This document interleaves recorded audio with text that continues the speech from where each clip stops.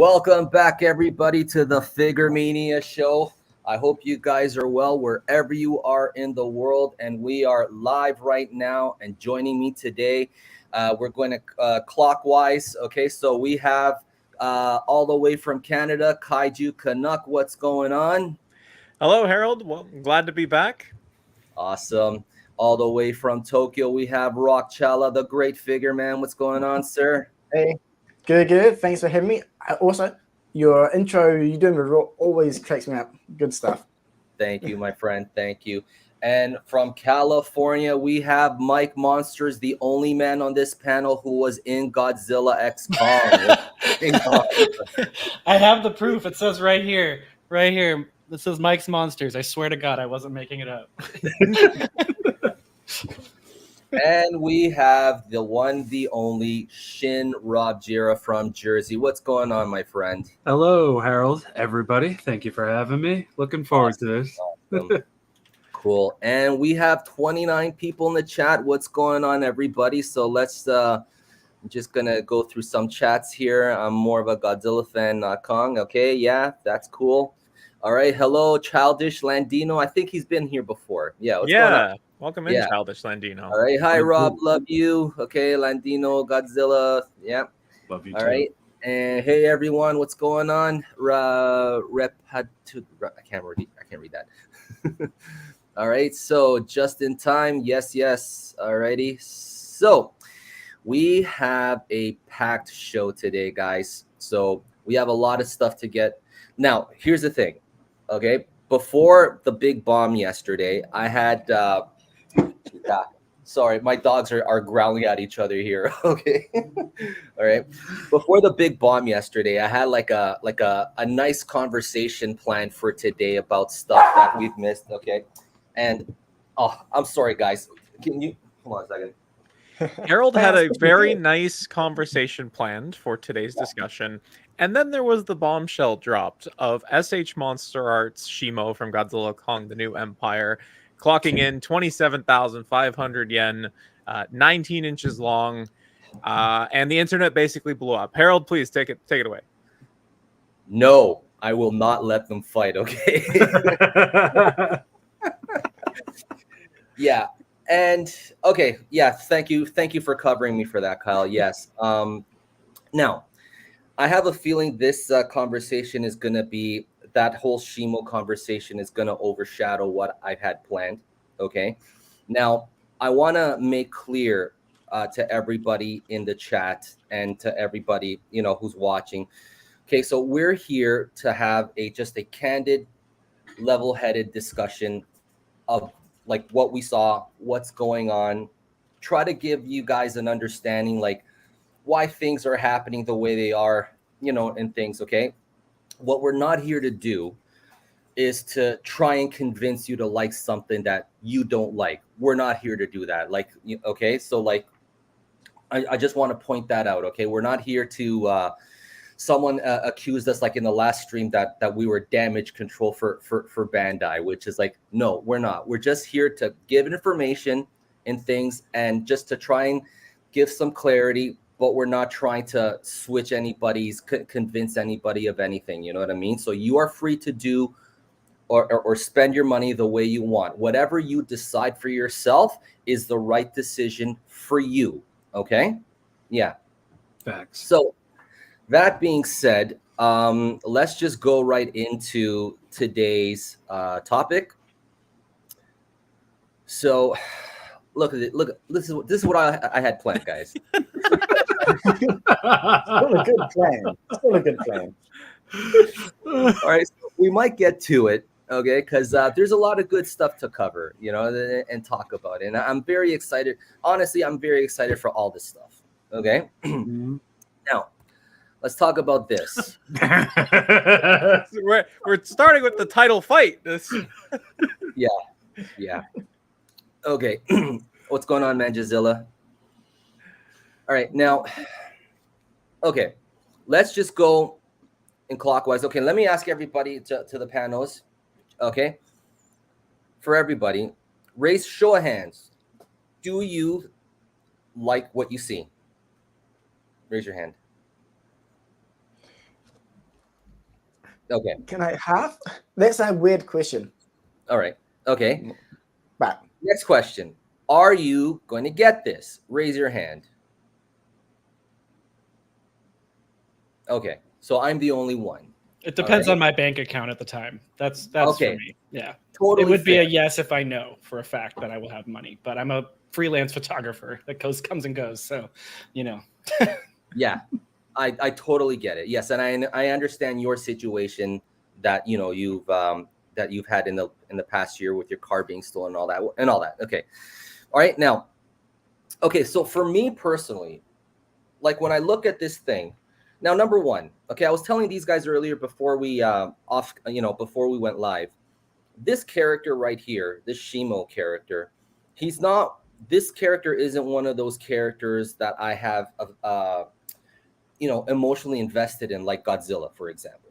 You know what I mean? So like if I look at a Godzilla figure, if it looks good, like, you know what I mean? Like I'm very picky when it comes to Godzilla. Oh yeah, this has got to look like this and stuff like that. You know what I mean? That's all well and done. But for this guy, for this figure, this character, not really. Do I think it looks like a nice looking figure? Yes, because I personally don't care whether if it's based on the concept art or in the movie. You know what I mean? As long as it looks good, as long as I can do toy photography with it and stuff like that, that's what I care about. Yeah. Kyle, what about you? What do you say? Yeah, so I think my biggest issue with the figure is that it's a 6-inch scale figure that is bigger than the 7-inch scale Haya one. Yeah. Like I posted a video about this earlier today, and it's like, like what is the brand manager at Toho doing, approving like these dramatically different sizes for Shimo? Like the price is a consequence of the size of the figure, right? Like we knew when Godzilla Evolved was announced at 140 US, like we knew Shimo was going to be expensive, but then they blew her up. They made her gigantic, and now it's $250 give or take, right? Like that's my issue with the figure. I'm okay with it being a little bit stylized. I really like the iridescent touch. Like it's a little thing that makes the figure nicer. It's not economic for me to pick up the figure. I think that if it was a little bit smaller, if it was a little bit more affordable, it would be, people wouldn't be as vocal about their distaste for it. I do have problems with the Kong head being included. I don't like that. But I think the conversation has been really vicious. Yeah, and it's not just vicious towards Bandai. Yeah, Bandai fine, but towards people in the community that want this, that's totally, in my opinion, out of line. Mm. You know. So, Nathan, what do you think? Yeah. Okay. There's a few comments here which I'll in the chat as well, which I'll probably highlight throughout this. Overall, I think, like, okay, I'll preface this by saying I don't really care about this design or character at all. So the whole, am I going to buy it? It's not regardless of the price or the version which we've been given by Monster Arts, right? It's just no interest in it. But looking at, I think, it looks good for Shimo. Like, again, it's kind of hard for me to really say, yeah, it looks amazing, because again, the design from the first place just turns me off. That's just personal preference, right? Mm-hmm. But it looks like it has a really nice, maybe pearlescent style finished paint job to it, or that in the molding, same for blue spikes. I can see how that can drive up prices. And someone mentioned in chat it's not even painted. Yeah, but painting on base plastic versus doing, special finishes with the actual molding and plastic, there are price differences there. And sometimes, painting can be cheaper if it's just, base wash and, overlay. So I can definitely see how these small things have really increased the price for this figure. Mm-hmm. And I feel like it's maybe 6,000-7,000 yen too much to be able to justify, even if I was into it, basically, at least for me. Sure. But on the other hand, I feel like the higher one is too cheap. So like people are judging these things just Thankfully, on the look. everybody's economic situation. Yeah. Yeah, but like if you take that, okay, why is it so cheap? Is it because Yeah. low quality materials, less articulation, are the joints going to feel like ass? Maybe amazing, but we don't know until we get in hand. And it's same with this. It's a bit too early to judge something until you have in hand, see it in person, play with it. And as Kyle was saying, this is a beast of a figure. About 42 centimeters long, about 18 centimeters high. But yeah, Yeah. interesting to see how things go. What's going on, Michael? Hi guys, what's going on? Yo. Good, buddy. All right. Alrighty. So we're driving right into this, huh? Yeah. Welcome to the Thunderdome, Michael. Oh, you guys. Are you ready? Yeah. Rob, what are your thoughts? It's just one of those times where you look at something and it's just, all right, that's it. And that's exactly how I feel. I mean, I feel the same mindset as you. It's just, it's not a monster that I'm connected to in any shape or form. It's not a monster that I would shovel out that kind of money for. But, you know, for what it is, it's like, it looks different to that of the higher version. That's cool. It's going to be a bigger, beefier figure. That's awesome. And I don't know. It just, that's to the extent of which it's like, it's not that it's a nothing burger. It's just, hey, that's cool. Yeah. It is what it is. Like, Yeah. Yeah. It's like going It window is what it shopping, is. essentially. Yeah, so. Okay. Mike Monsters, what are your thoughts?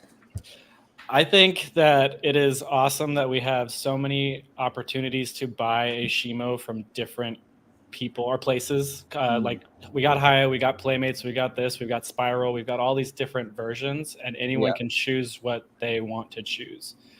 This, I think it looks great. It's not exactly the most accurate, but I'm also one that I don't need accuracy 100% in my figures. It depends on, like you said, Harold, I like to photograph my figures, and sometimes you can make a Playmates toy look just like an SH Monster Arts or better, or a statue or something if you light it right. And I think this one with the right lighting, these are very, very product shots. They're not creative. Yeah.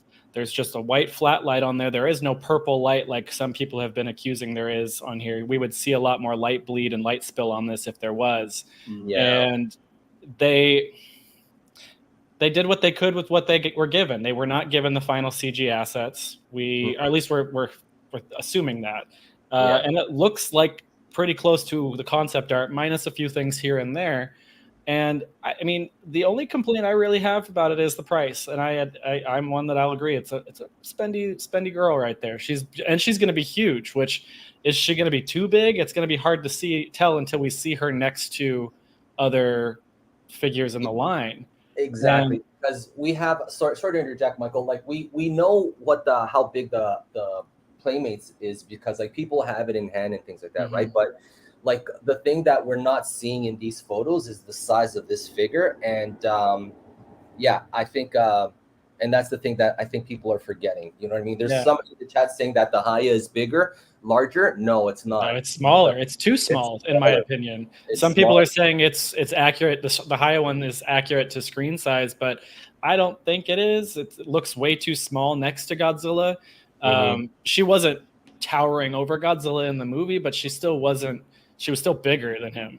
And I think if we had a photo of like Scar King riding her like he does in the movie, that might give us a better idea of the scale of this figure. But I kind of, like everybody else has said, I loved her in the movie. I'm like really Shimo obsessed right now, and I would love to get this. If I don't, I'm gonna probably get the Haya version, especially for the price. But I wish Haya's was bigger.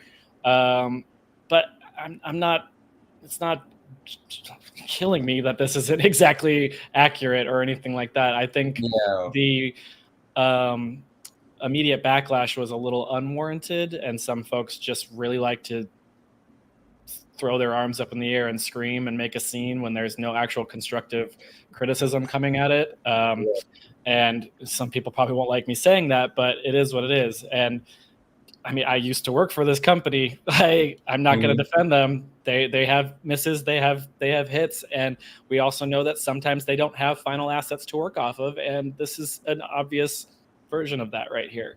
The biggest aggressor for me is the mouth. The mouth is a little too long or big or whatever you want to call it. She doesn't have the cheeks, but or the in flesh. exactly. In the concept art, it almost looks like, I'm guessing the sculptor looked at the line where the mouth goes and assumed that that's how far the mouth was supposed to open, because they didn't have the exact final version. So I'm not throwing my arms up in the air about this one. I'm excited to see in-hand photos, especially that iridescence, pearlescence, which is, I'm believing, all over the entire body. It's hard to capture that in a white figure in this kind of lighting. I'm surprised they didn't give us like a detail shot or something like that up close to really give off that pearlescence. But I bet once this thing gets in people's hands, same with the Haya, we're going to find, like, it might be a brick for the Haya one. It might be really hard to move. It might be the most stiff figure around, or it might be awesome. We just don't know yet. And I think there's a lot of snap judgments. We need to slow down a little bit before we make an opinion on some of this stuff, you know? That's the same thing that happened with Godzilla X Kong. When we got the leaks for the movie and everybody heard about Shimo being used as a weapon, or Godzilla shooting the sky to blast out Shimo's cloudiness and everything like that, people were like, that sounds so stupid. And now it's the most profitable Godzilla and Kong movie ever made. Yeah. It's just, we're jumping too quick to conclusions. Yeah. Michael, what do you think? You know, there's a lot to unpack with this figure. You know, I think one thing that needs to be cleared up right away, I've seen some people posting about it and negating it.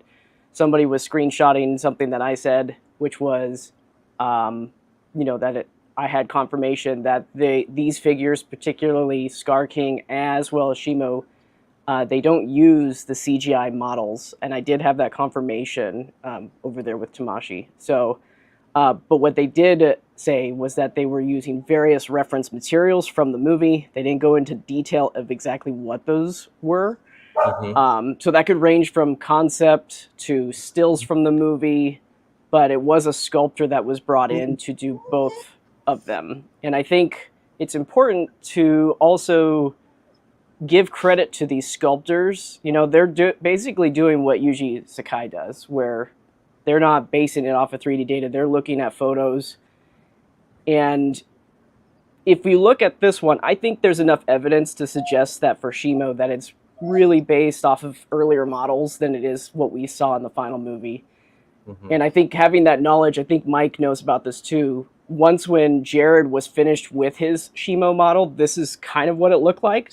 I think it is what it looked like when he finished it, and then he handed it off to Weta, who made additional adjustments to the model to what we have seen in the movie at present time. So I think that this sculptor who did Shimo did a really good job at capturing based off of what Jared's original design was. So I think there's a lot of similarities there, but there's also some things that aren't necessarily one-to-one to his model. Like it's been pointed out, like the mouth, that slit in the mouth is far more longer than anything that we've seen in any kind of concept art or anything like that. So, and then the waist proportion over by the hind legs, it's definitely skinnier. You know, even the crystals on the backside, they're actually longer, I would say, than Jared's concept as well that he developed, that we've seen floating around online right now. If we look at that picture, at least, if we're just solely basing it off of that. So I think that the sculptor's taken what he had, and he produced a pretty good likeness. I think when we look at this, we can say it does look like Shimo at the end of the day, right? Sure. With the silhouettes there and everything. It's not exactly what we saw in the movie 100%, but, you know, I think it serves its purpose. I will admit I'm a bit disappointed myself as a fan because I do like the screen accuracy, and I was really hoping that we would have finished models throughout the whole entire line. But it looks like, as far as what's currently announced, only Godzilla uses the actual CG data so far. Okay. You know, Kong is we know he's reused. Yeah. That's Shinzen. That's his model. I have no confirmation of who did Scar King or Shimo. I'm going to see if I can get that information, but that might be locked behind company trade secrets, or maybe perhaps the artists don't want to reveal their information, especially given recent feedback. Maybe they don't want themselves to be known. So we'll see what happens. I'll try my best to get that information for everybody. We got Comic-Con that's coming up. I'll be able to sit down and have a talk with Tamashii R&D. Hopefully, hasn't been cemented just yet, but we're looking to try to arrange something like that so we can get in there and ask the in-depth questions that you're all curious about. Sure. Okay, cool. Very nice. So yeah, I mean, sorry, sweetie, let me put you down, okay? Yeah, so like I said, like for me, I'm indifferent about like the design and things. Like I just want a good looking figure. And like if you ask me which one do I like more, I actually like the Haya more. I think like it's got way more details based on like what we see here in these photos and things. But like, I don't know. I'm just indifferent. Yeah. But getting back, like the sculpting and the detail is one thing, but the price is a totally different conversation to be had, as you know what I mean? So the price is, you know, I thought it was going to be at least in the $230 range maximum, with being maybe the $200 price range. But then when I saw it on the website, I was like, oh God. I have to post about this. And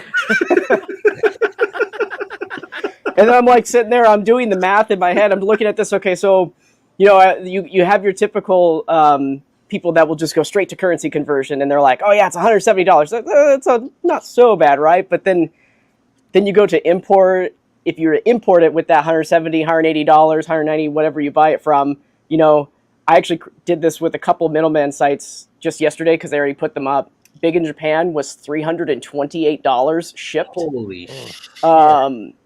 Because this is such a massive figure. And again, I agree with, I forget who said it earlier. This figure is a very, very big figure. It's going to come in a very, very big box, and it's going to have some weight to it. So, you know, Big in Japan, I think they're charging 150, or no. I think it's 150,000 yen for shipping. I think I said that right. Yeah. So it's a lot. The currency conversion still acts in our favor, because think about that. If this was like the year 2014 right now, we would be spending literally like at least over $400 to ship Shimo over here if we wanted to import. So, and I see a lot of people saying this too. Yeah. I see a lot of people saying this too. It's true that sometimes importing can give us an advantage due to currency conversion, but there's two factors to consider. One, is it a general release or is it a web exclusive? If it's a web exclusive, there's middleman markup.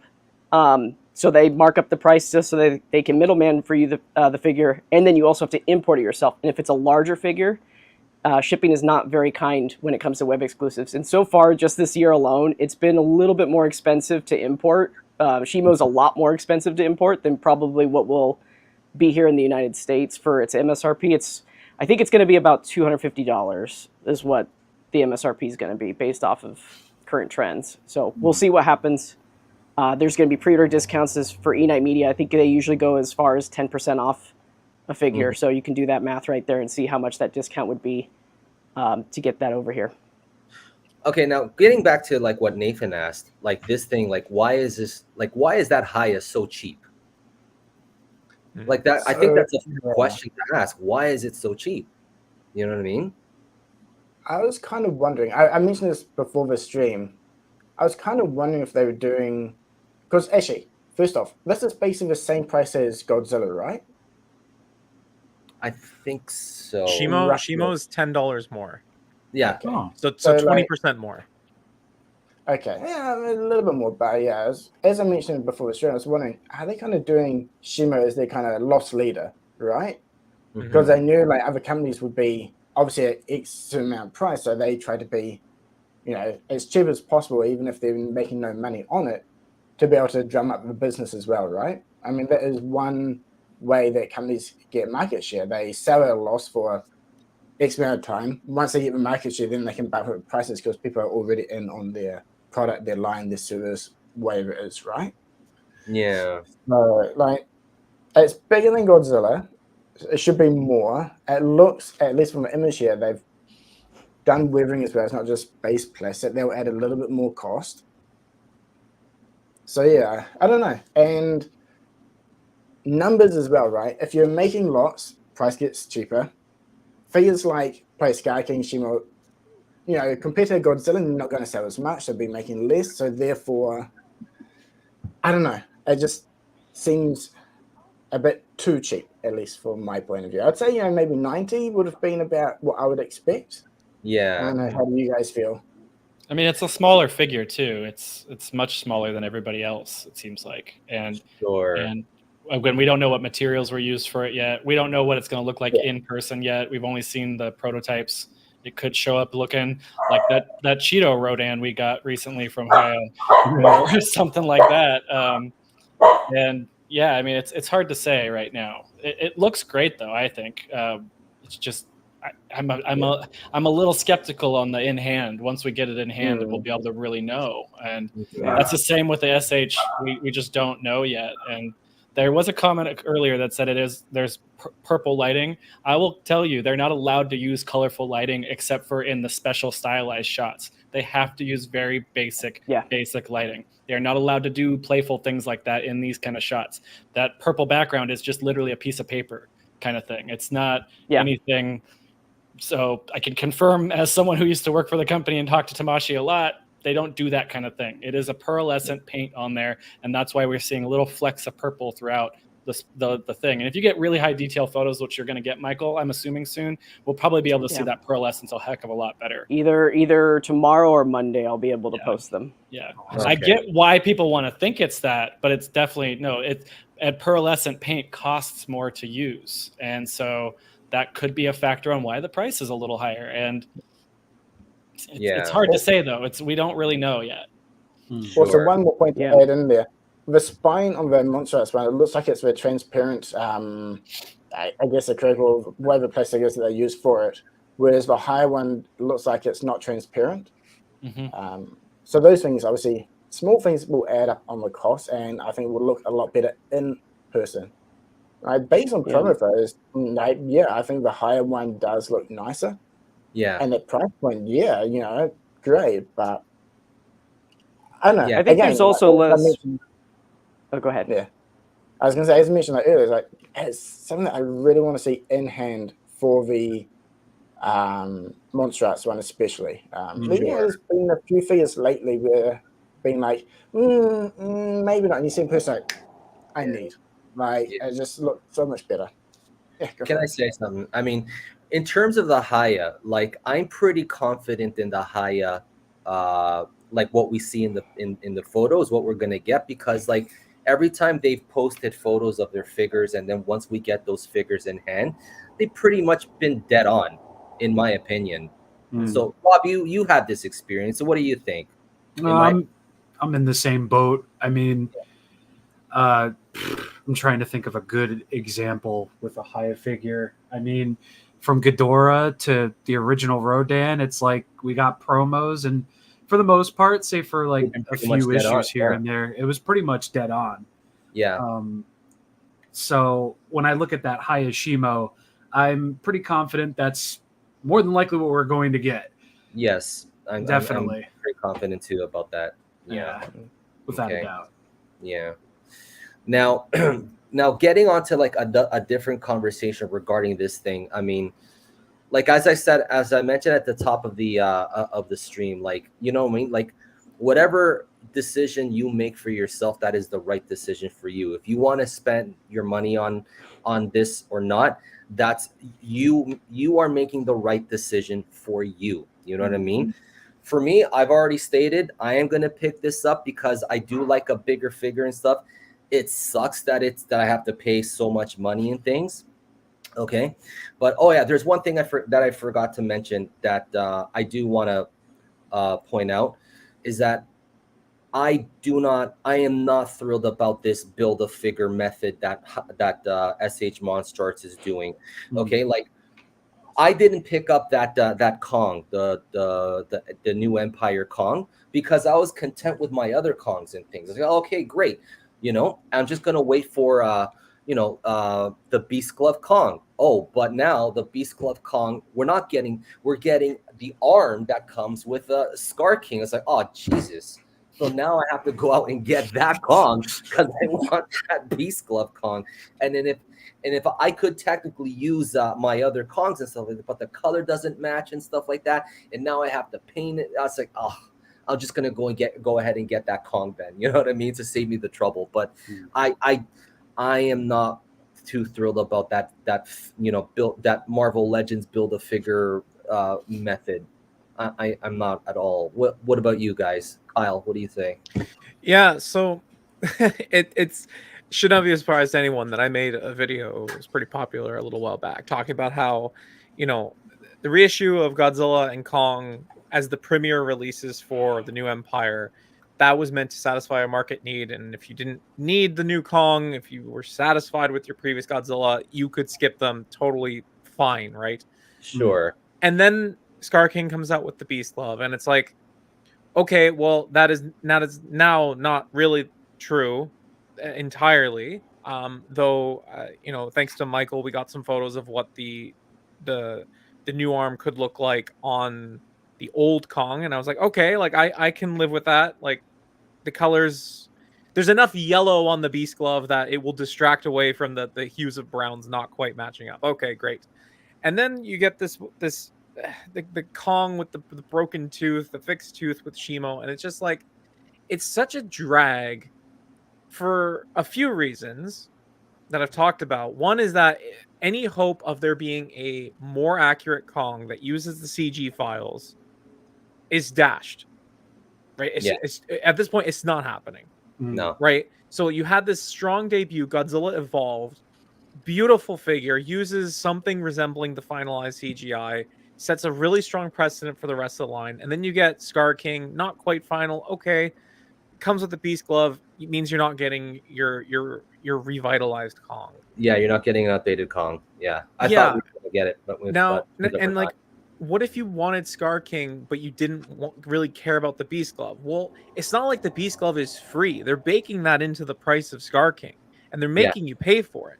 So for someone like me who wanted the Beast Glove, the package makes sense. But what about for someone else who like only really wanted Scar King? Right now, the price is inflated by $15, $20, which is a big deal. It's not, we're not talking chump change here, right?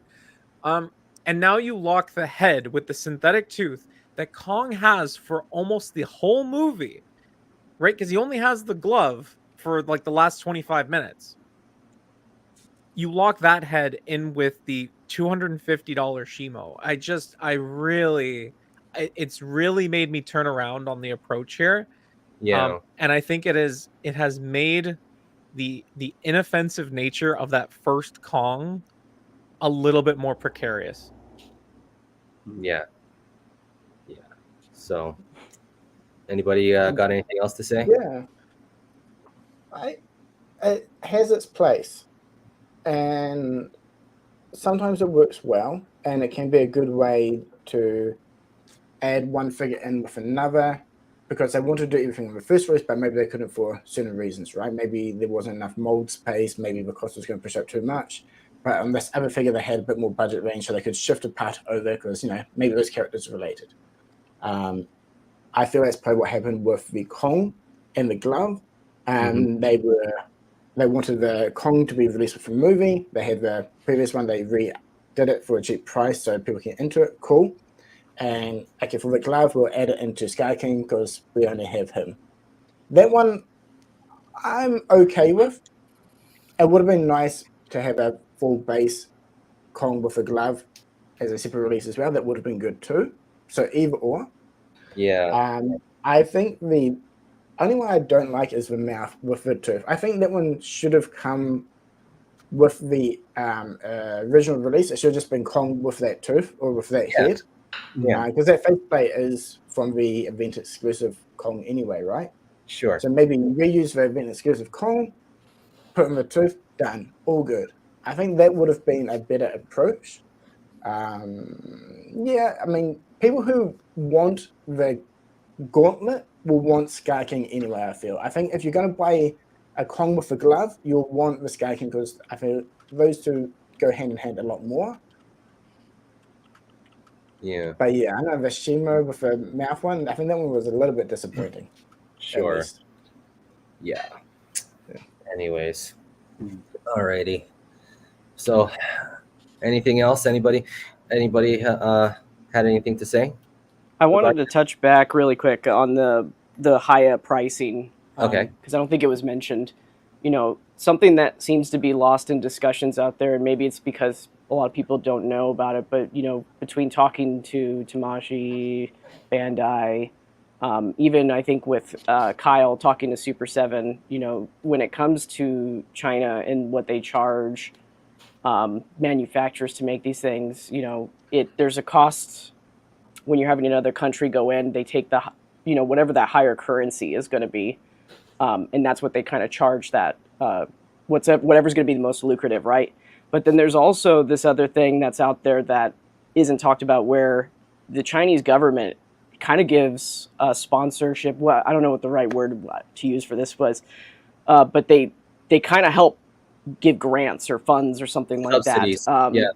Yeah, there you go, subsidies to manufacturers in China that produce their own products in China. So it's part of why we see, you know, their figures being so much more affordable. I think that's part of it. It's not entirely part of like the entire reason, but I think that is a big contribution, because Japan, they can't do a King Ghidorah figure for less than $100 or even at $100. They can't do that because of you got the depreciation of yen. You've got a whole bunch of different factors in there compared to, you know, what it costs to manufacture those things, and the prices keep going up for them on that end too.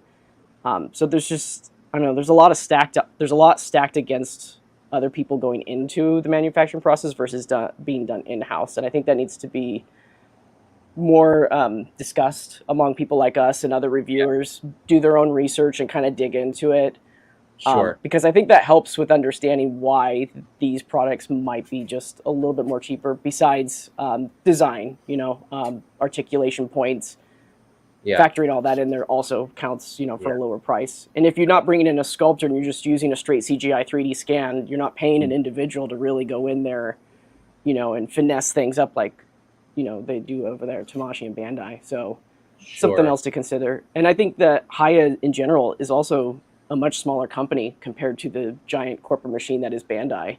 Oh, yeah. There is much more overhead to pay for these things to be made through Bandai versus, I mean, even Super 7 too, right, Kyle? I don't know if you can hear me. A lot of overhead. Super 7's relatively small, but they've been, that's what I'm saying, is like they're small. Yeah, they're starting to get a little bit bigger. They're starting to take on investments from bigger companies, but yeah, they're a little bit smaller. Yeah. So just some food for thought for everybody to kind of marinate on out there. And if you've always just been asking, it's like, why is Shimo $50? I do think that the price is egregious for the Bandai Shimo, for Tamashii or for Monster Arts. It's really, really up there. It shouldn't be up there in the first place that high. That's my personal take on it. But there are just so many other factors that go into the process, though. Sure. Yeah. Did you have something to say? Oh yeah, I was going to say, like, the points which Mike's talking about now, like, we covered a lot of this in the stream we did earlier this year. Yes, we did. The cost factors. And I reckon if you guys watching haven't seen it, I highly recommend checking out that stream. It was really good. Lots of good information. Yeah. And as you covered on, like, if you make internally in the China country government subsidized, that's why shipping from China outside is so cheap. It's because it's all heavily subsidized to increase their exports, right? Sure. And it all kind of goes into that. You support your own country, your own companies to manufacture, you know, increase profit as well. And anyway, so you have that factor, and then obviously labor costs are a lot cheaper for a company, like compared to, like, as you mentioned, Japan, big company, but labor costs are a lot more high. You have like health insurance, pension, all these other factors that you have to pay for as well. And then if they're paying for, we kind of discussed this before the stream, It's not a Japanese IP per se. Okay, there's Toho side, but then maybe Legendary side as well, right? Which be maybe America's side, they'd pay in US dollars or an equivalent, right? So the horrible exchange rate moment for yen that will highly increase the price as well. Hold on a second. Isn't Legendary owned by a Chinese company, the Wanda Group? Yeah, going to get to that point next, right? Yeah, so a lot of people asking why do they have a CG and why doesn't Bandai? Perhaps that is why. You know, you don't know, like often you have like these different connections, right? If you're working with a company in your own country, maybe you know someone who knows someone, so you get those strong connections, or maybe you get the preference. And you know, it could be a situation like that here. Like, I don't think anyone has that inside information or details, or it'll probably be made public anyway. But there's a lot of factors which go into the manufacturing of a product or any type of business case, which can drastically change the price, even if two people are essentially making the same product. Yeah. Okay. Yeah. I think another good thing to look at as an example of just the cost to sell things from China that are made in China is just go look at Temu and AliExpress. Anything that's made there, look how cheap everything is compared to if you were to buy something similar here in the US or Japan or even in Canada. Like everything is so much cheaper to buy. Like it's like 2 cents here or 50 cents or $1.50, you know, versus something that would be like $9.99 here or something, you know? So it's just something to think about. Just everything that's made in China, distributed by China, is probably going to have a lower cost because of those subsidies. Kyle? Yeah, just we can pull an example that's even more directly tied to the toy industry from what Nathan was saying. Like, I don't know how familiar you guys are with this new up and coming company called Ramen Toy, but one of the things that they've been doing is taking like products that have failed to meet like HasLab minimum backers, or like the NECA sewer layer for Teenage Mutant Ninja Turtles that was like $300. People were very unhappy with it, and Ramen Toy is basically like, hey, we'll make those. We'll skirt through all the licensing stuff, right? We'll avoid all that, but we'll get you these figures at like, or we'll get you these toys at $100, $200 cheaper than what the big companies are trying to sell it to you for.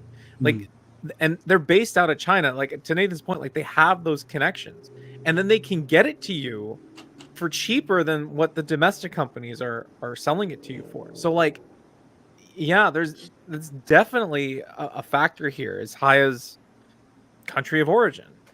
Yeah. And another, just for the toys and the pricing point coming from China to what I was mentioning about shipping before. So I sometimes pick up some Transformers, right? And you see, it's like, okay, this is the price. Free shipping to US. And, you know, when I pick Japan, it's actually cheaper. It's like minus $5, minus $10. So I get a discount because it's even cheaper again. Like, it's like, okay, so if it was free shipping in the first place, it's like, yeah. It's like the cost for them to ship stuff out is like ridiculously cheap compared to other countries, or there's so many different kickbacks or benefits that they get for, you know, different, you know, parts of the operation. Mike Monsters. The point about the China companies talking to each other is a very good point. We don't know when so-and-so got assets or anything like that. And the way figures are made, it's usually about 2 years from start of production to the point where it gets on the shelf or in someone's hand. So we could have easily had someone at Haya talking to someone at Legendary, and they got all the assets. And that's why Shimo looked so accurate to the point where it was way before the movie even came out, I believe, or right after the movie came out. And Japan didn't. But I also think there's a factor in, with all of these figures being bunched together, this is a little bit of a backtrack, the pieces at least being bunched together for Kong, I think Japan wasn't expecting this movie to do as well as it did across the world. And the MonsterVerse movies have all kind of performed not as well. And the same thing with -1. They didn't make a lot of those figures because they didn't expect the movie to be as groundbreaking as it was.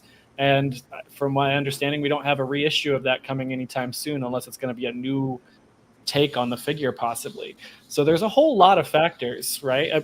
What's up, Nathan? Yeah. So the ratio is basically the black and white version. Right, exactly. And it's a quick, easy thing they do without making a whole new one. Yeah. Exactly. So there could have been a completely different timeline for Haya, than SH Monster Arts, and then Monster Arts wasn't given the same exact assets as Haya. So there's, unfortunately, we're probably never gonna know, and that's the challenge here. Unless I'm gonna ask them. I'm gonna ask them. I know you're gonna. I'm gonna be there. I'm gonna be there at Comic-Con, so I'm gonna get up in Haya's grill. I'm gonna be saying, "Yo, what's up?" No, Yeah. So I'm gonna do this. I'm gonna walk up in there with a big old coat. I'm gonna just go. Psh, you see this right here? You got some answering to do. Holy shit. So this comment, No, but I do intend on talking to them though for a little bit. I want to pick their brains and kind of see what's going on behind the scenes to see if they'll be a little divulging about that kind of information. So we'll see. Yeah. And even when I was working at Bandai and I was talking to the Tamashii guys every once in a while, I worked at the company and they'd still not tell me things. That's how it goes. Yeah. Like this stuff is secret for a reason, you know? And it's like, I'm not defending them for their flubs either, because like I said, they've had misses before, but there is as a Japanese company, they have their honor, they have their ways of doing things, and they do keep their secrets and they try to keep it close to the chest. Yeah. Just one point to add on what you were mentioning as well. The figures, they start being created like about 2 years in advance, right? Essentially. At least I think the main turnaround is about 18 months, I believe they said, through the different planning process, back and forth, factory checks, this, that. Okay. Now, Bandai is a big company, and sometimes it's a pro, sometimes it's a con. But when you're a big established company, you have your procedures, you have your flow where you have to do this work, you get it checked by this person, and you follow that. Okay, so maybe they had the original details, they'd already gone through a process, so they've stuck to it. Whereas higher, maybe smaller company, you can be a bit more flexible, like, oh, we've done this, oh no, change, throw it out, we start again. Oh, we skip this step, skip that, we can go around. And it's also why the Godzilla -1 was so good. They kind of got rid of that main structure, right? He just went as a single small team, the director going back and forth from the VFX and change it up in whichever direction they need it on the fly, right?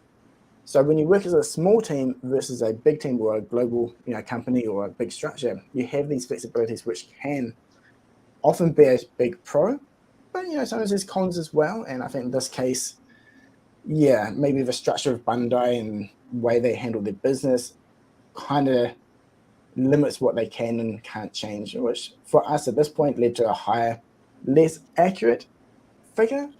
But and the movie Monster Series versus SHMA, they don't talk to each other often. Like they are all one company, but they are different departments. It's like when you're working at a Target or something like that, you got the electronics department, you got the pharmacy. They probably never talk to each other. They don't need to talk to each other. Yes, they're under the same company, but it's not the same team working on things. And they might also have different assets. They might have the more accurate assets for the movie Monster Series, and then SHMA didn't. That's the honest truth right there. It's possible. Yeah. It's entirely possible. Yeah. I feel like people take, especially in regards to Shimo and everything, I feel people take it very, very far and very, very personally, as if the company is purposefully trying to shutter you out of a purchase. And it's like, so much goes into it. So much goes into even just shipping something out, making a box, the whole plastic shell to it and everything. And it's quite ridiculous. Yeah, it really is. Like talking to Kyle from Super 7, that first video we did together, one of the things he said, it is a fucking miracle that any toys end up on any shelf. And finally, to finish this off, so we can move on. I mean, again, just to reiterate what I said earlier, I mean, whatever decision you make for yourself is the right one for you. And if you see someone making a decision contrary to yours, they're not wrong. Okay, they're making the decision for themselves. Okay, but what I have a problem with lately, especially with one in particular individual, you know who I'm talking about, Kyle, and you guys, all right, is calling people stupid because they want this thing. You know what I mean? That's out of line. You know what I mean? And I called that person out. So anyways, it's absolutely ridiculous. And then to say, oh, I'm the reason, people like me, I'm the reason why we're getting shit stuff. You know what I mean? They focus the blame. You know what I mean? That's ridiculous. Yeah, it's just you, Harold. Yeah, Just you. It's all your fault, man. Thanks a lot. Yeah. Blame me. And remember, this is all over toys. These are Yeah. toys. These are toys. We're all adults here. What do you mean, man? That's serious business. I mean, you're not wrong. Like, I mean, at the end of the day, 27,000 yen. It's expensive for some people. For other people, it's like cents. Like, I mean, I feel like this figure was probably made with the core collectors of monster arts in general, and for them, they're older. They've got money. It may be a bit expensive, but it's probably not that expensive at the end of the day. And they wanted to probably do the best job that they thought they could, or what they thought their fans wanted, and that's what they've gone all in. It's bigger, maybe the finish, or if it's add up in the cost, but for, hey, the core people that want it will buy it, and that's it. You know, here's a one done deal for this one for those that want it. And at the end of the day, if you can afford it and you like it, buy it. If not, get an alternative. Don't get anything that you know that you're not gonna like. You know what I mean? Like that. Yeah, exactly. That's the shittiest. Oh, preach, you know what I mean? Harold, preach! Holy shit! That is a huge issue right now. There are some people that call them. They're acting like they're martyrs, and they're buying the figures for the sake of a review to say that I'm saving everybody else's purchase, and then they get mad at the purchase. It's like, come on, dudes or dudettes, depending on who's doing it. Yeah, don't spend the money, and you're not doing it. You're doing it for your YouTube ad revenue, most likely, to be honest. And so you're gonna probably not take much of a hit in the first place. So you're not saving anything for anybody. Like, I just want to see the figure in someone's hands moving around. I don't need your opinion on it most of the time. Just show me what it looks like, you know. Like, and if there is an issue, point out the issue. But like, come on. Yeah. There's also, you know, if I see a lot of people saying, oh, Tamashi's going to lose so much money on this. It's like, dude, these are made to order in Japan. They're made to order. What money will be lost? It's literally made to order. So, and you know what, you know, Bandai's not stupid here either. They're going to search social media. They're going to see how many people are, what their people are saying out here. And, you know, here's another thing to consider too for everybody. Retailers, smaller retailers, they see what everybody's talking about. And there are certain retailers that do not elect to pick up product to sell because they're like, well, everybody says this is a crap thing. They're not going to buy it. I don't want to take that risk and have it sit on my shelf. So, you know, it's just smaller retailers. We're not talking about Amazon or Big Bad Toy Store. We're talking about like, you know, things like Xavier Cow Customs or something like that, Toku Collectibles, those smaller stuff. So just to kind of keep that in mind, you know, when you're doing your criticisms out there, you know, it's okay to be criticized. It's okay to be critical. I don't want anybody to take away that I'm saying don't be critical. Be critical. Yeah, be critical. And just don't be critical. Yeah, but don't be an ass. Yeah, don't be an asshole about it. There's a difference being critical and then being insulting. You know what I mean? Yeah. The fine if you line. think, I want to put all the viewers that are watching this, you know, just in this mindset. If you go onto my social media or in Bandai's or anybody else's that where these companies watch, and you go in and you're just like, F this figure, F you company, you need to do better. That's not constructive criticism. That's just something that is a simple swipe. You're wasting your time. I was the guy that ran that account, and I would see those comments and ignore you. I'm sorry to call it out, but I was just like, all right, we've got a child in the chat. We're going to ignore them. They probably couldn't afford the figure anyways or something. Instead of, so like I get it. If you don't like a figure, definitely voice why you don't like it, but just be respectful about it. You just, if you really want to make an impact with a company beyond voting with your wallet, just be cordial with your criticism. Yeah. That's all. That's all you have to do. Talk to people like that in public, in front of them, like you wouldn't. I think of it like as I went to photography school and I had teachers that were really harsh and really intense, but they were never to the point where they were insulting us. And if there was an insult, it was coming from the student who didn't like the critique. But if they did insult us, there was nothing valuable coming from that. We wouldn't be able to learn as photographers and grow from that. But I did have one teacher rip a photo in half in front of the whole class. And then he pulled me aside and said, I did that because I know you could do better. And I was like, well, I don't know if that helped, but that, that teacher didn't really help me much after that, you know, like, and so but it woke up the entire class. Like, sometimes you got to make a point, but that's not by being aggressive like that. It's not by by sending insults or saying Bandai's dying. I mean, Bandai's making more profits than they've ever made in their entire time. So you Yeah. can't say that They're their not numbers are going up. And they're not choosing to make bad figures. There's never a choice to do that. No. They Yeah. want to make good figures, and they are proud of what they do. Some people might think that's silly. They are very proud. They're very proud of what they do, and They're they're proud very of proud. the status King they've Ghidorah. built. Yeah. Yeah, exactly. Yeah, right. Alright, I managed talking quite a bit, and like what you're saying about the feedback, like they take the comments seriously. They look at it and take it back. So if you're not giving constructive criticism or feedback, like maybe you don't want to buy something, say, hey, this looks cool. I'm not going to buy it because XYZ reason. That's valid and that works. Valid. You know, like saying, hey, this is really cool. I wish it kind of had blah blah blah instead. Then I would really want it, or maybe this direction would be nicer. yeah. Leaving that feedback, they'll see it, they'll take it and relay it back to the product lead and that team. And then, it's probably too late for this figure. It's already done. Cool. But at least future releases, you can hopefully give that feedback so they'll be improved. And as Mike Monson was saying, they're proud. They want to do a good job. Yeah, they may screw up. They may fail at times. But, you know, we can't always be perfect, right? So... And I believe they're mostly taking most critique from the Japanese audience. I could be wrong on that, but like we did as at the American side did take those screenshots and send them over if there was constructive criticism. But most of the time, not all the time, and not right now. I mean, the Japanese audience is agreeing that this figure is expensive, but a lot of them are kind of laughing at the response they're giving over here. And it's like they're saying that we're being overreactive to it. And I would agree with that. Yeah, definitely. Yeah. Definitely. That might be putting it too nicely. Yeah. So Mike, like we were talking about this before, but I mentioned in my video earlier today, I was like, yeah, like, you know, I haven't seen very much positivity on the Western side at all. Yeah. Like one comment. But the Japanese side, like, they seem to like the design a little bit, but you know, there's some distaste for the price. And someone, as a point of constructive criticism, said that I was engaging in the spread of misinformation because Japanese Twitter is not happy about Shimo. That I was cherry picking the tweets in which people were happy with Shimo.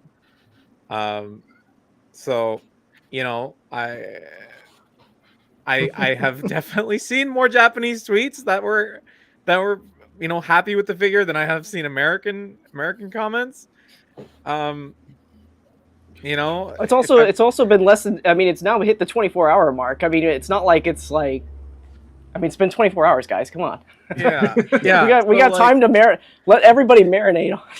Yeah. So like, let me just throw it out there that if I make the statement that, you know, it seems like what I'm observing is that people are mostly okay with this. It doesn't exclude the folks that are unhappy with this.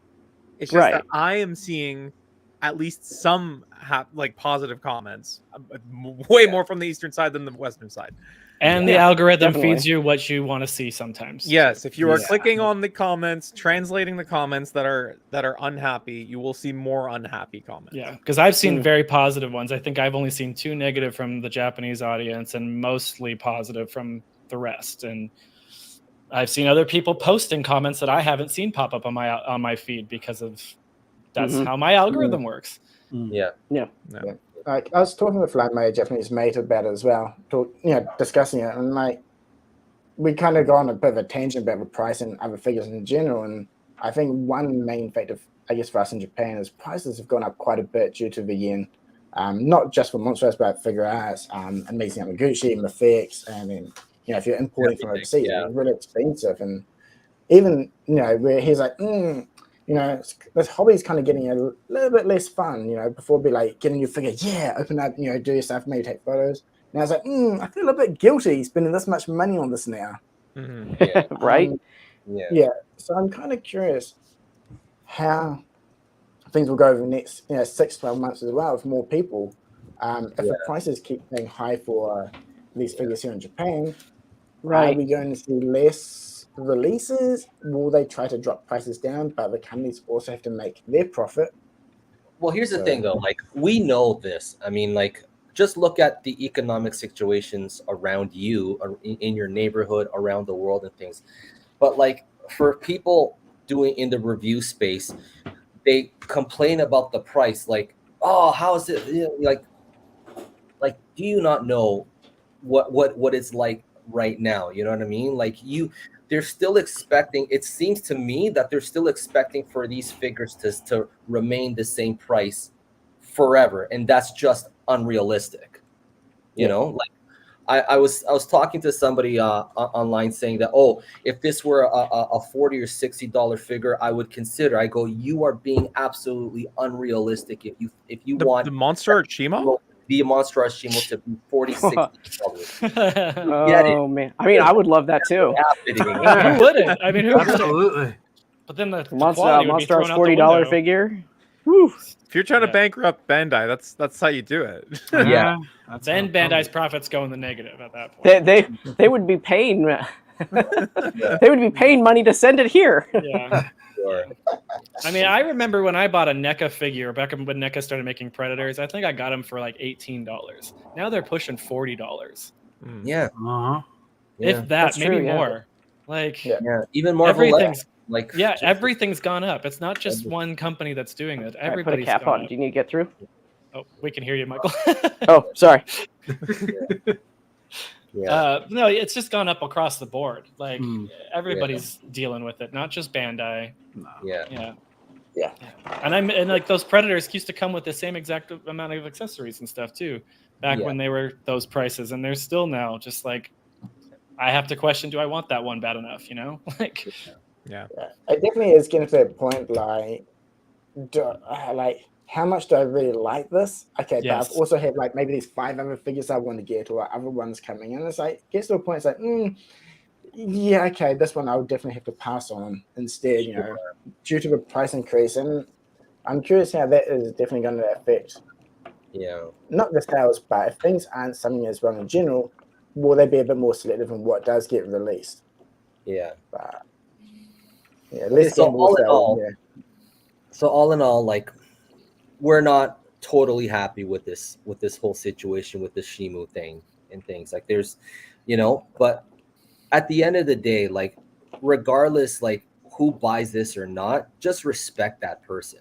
You know what I mean? So, like, I'm gonna get it because I stated my reasons why. I like bigger figures and things. I'm an artist. I really want to do toy photography with this thing.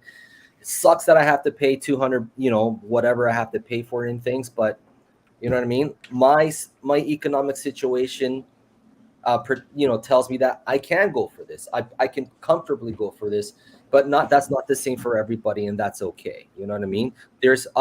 I'm happy that there's more choices for people, and I'm happy there's cheaper choices too.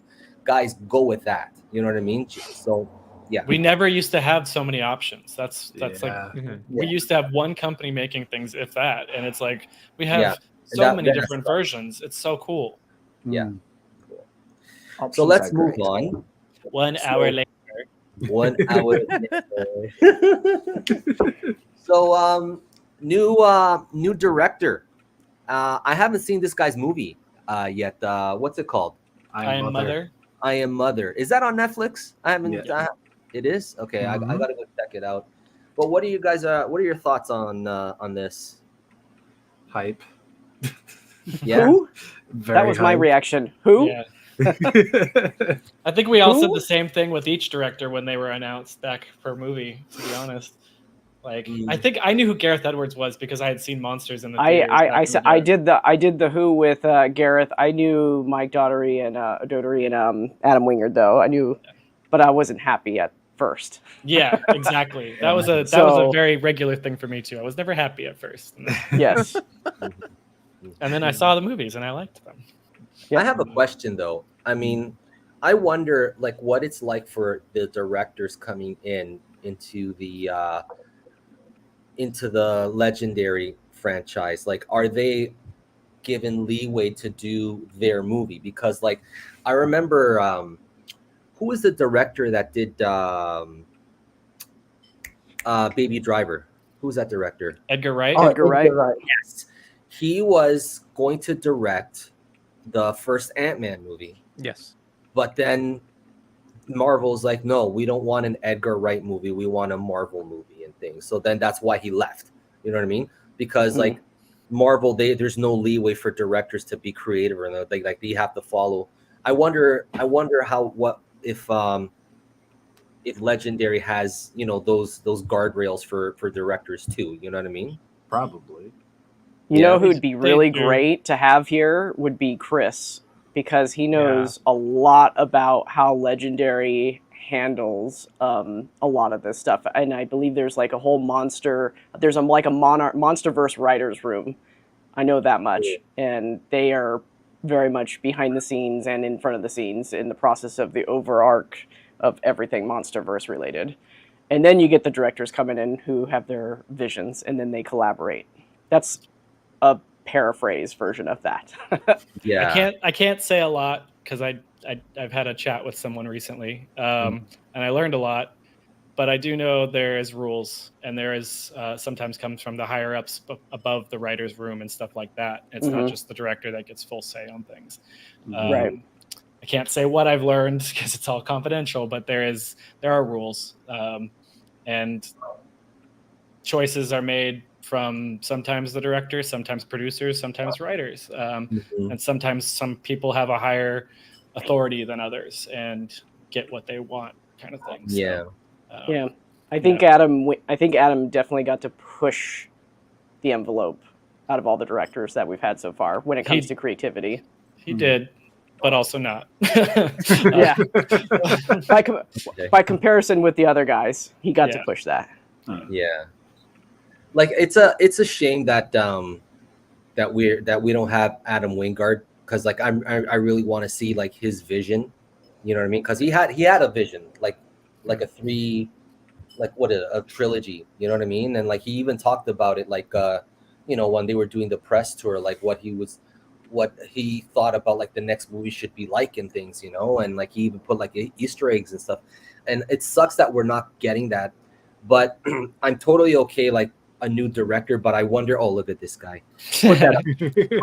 There's a reason why. Well, let me see if I can get the focus right. It's like, That's what you posted There on you Twitter. yeah.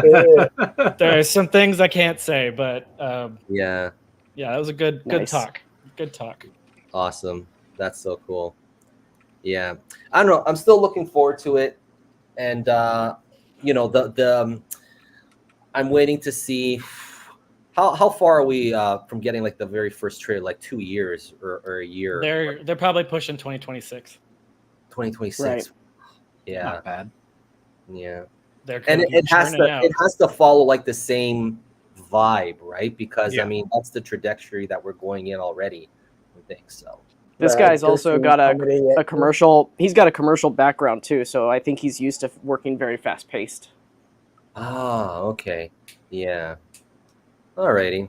I expect we'll start seeing stuff in 2026, if not the full movie by then. They really want to get it out. I think so, and that's why Adam didn't come back.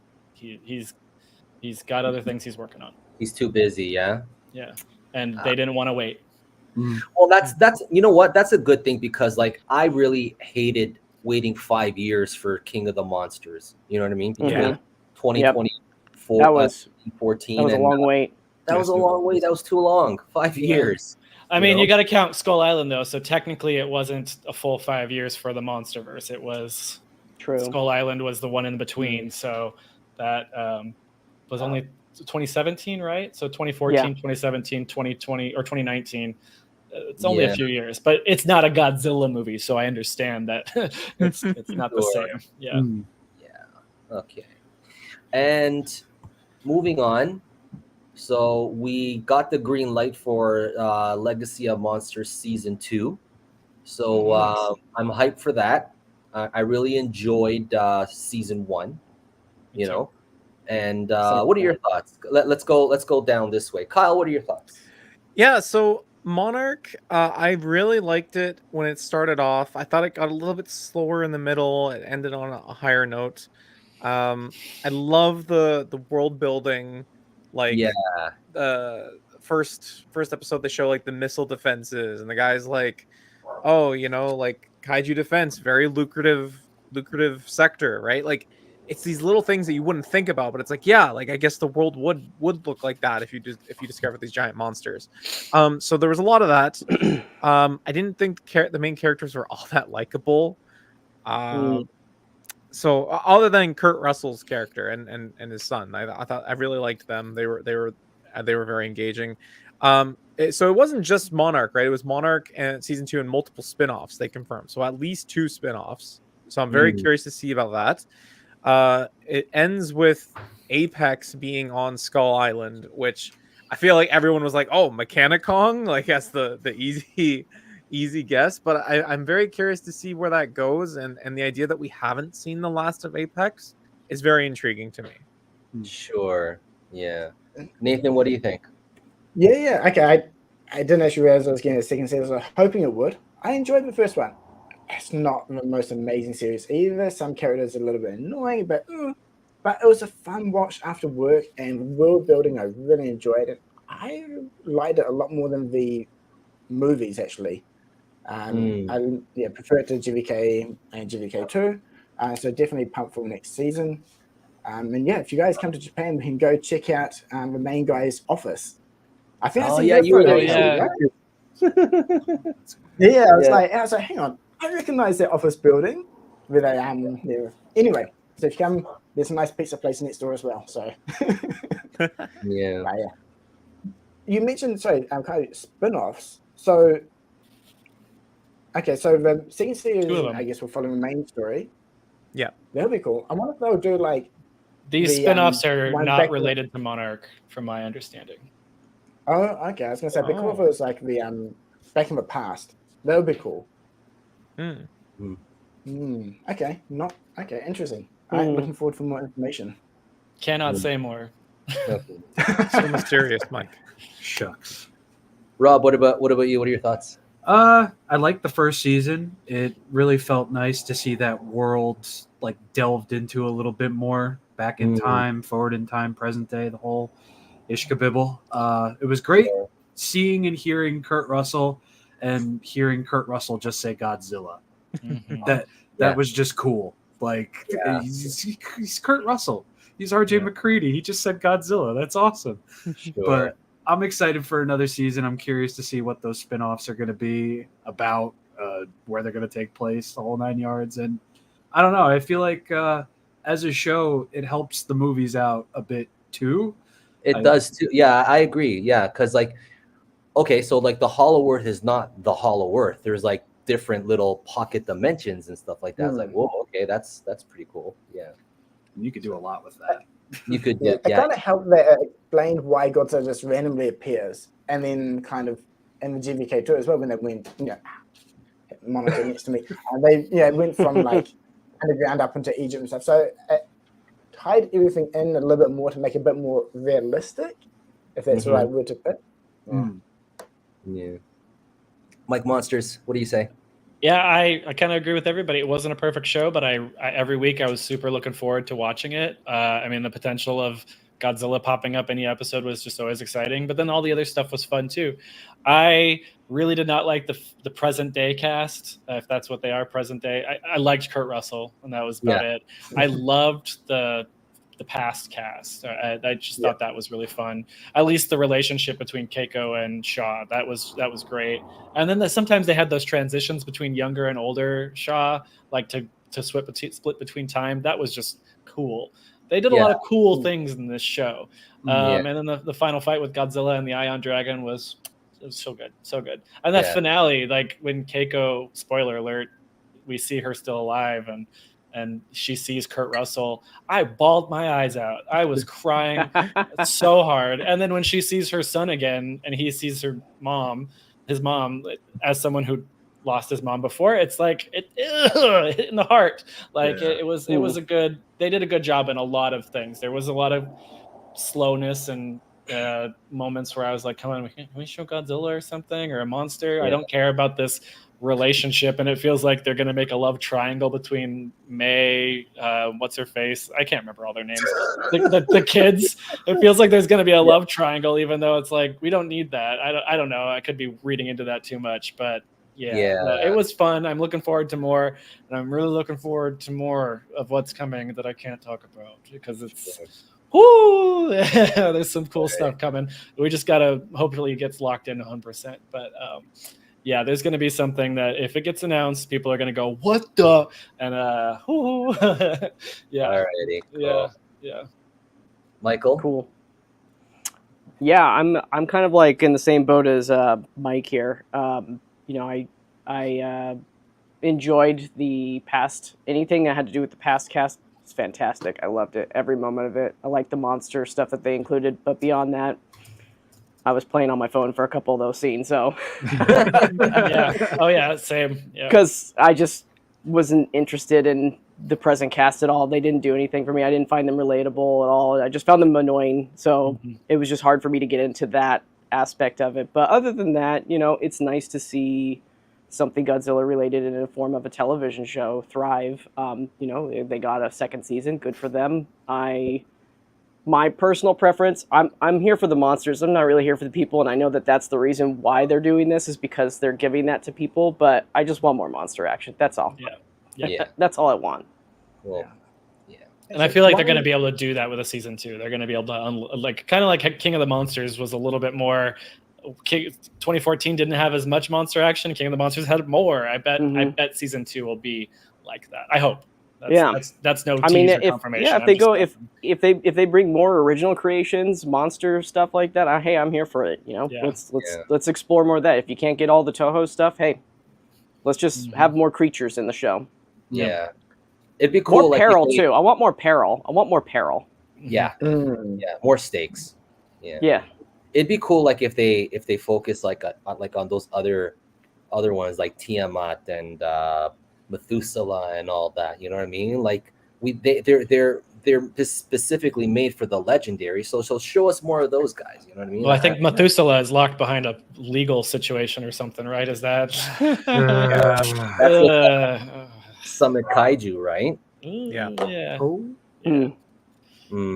Okay. Awkward. Well then. All right. Moving on. Did any of you guys see this? Yeah. Yes. It was so endearing. I really liked it. I didn't expect to like it as much as I did. Yeah, like I'm not a big Ultraman guy. You know what I mean? Like I couldn't tell you a thing about Ultraman, like the origins or whatever. You know what I mean? But like with Shin Ultraman, like that was like the first Ultraman movie I ever saw. You know what I mean? So it's like I had more questions. Like, oh, okay, but this, okay, yeah, this is kind of nice. You know what I mean? So, what are your thoughts? Who saw this? Kyle, did you see this?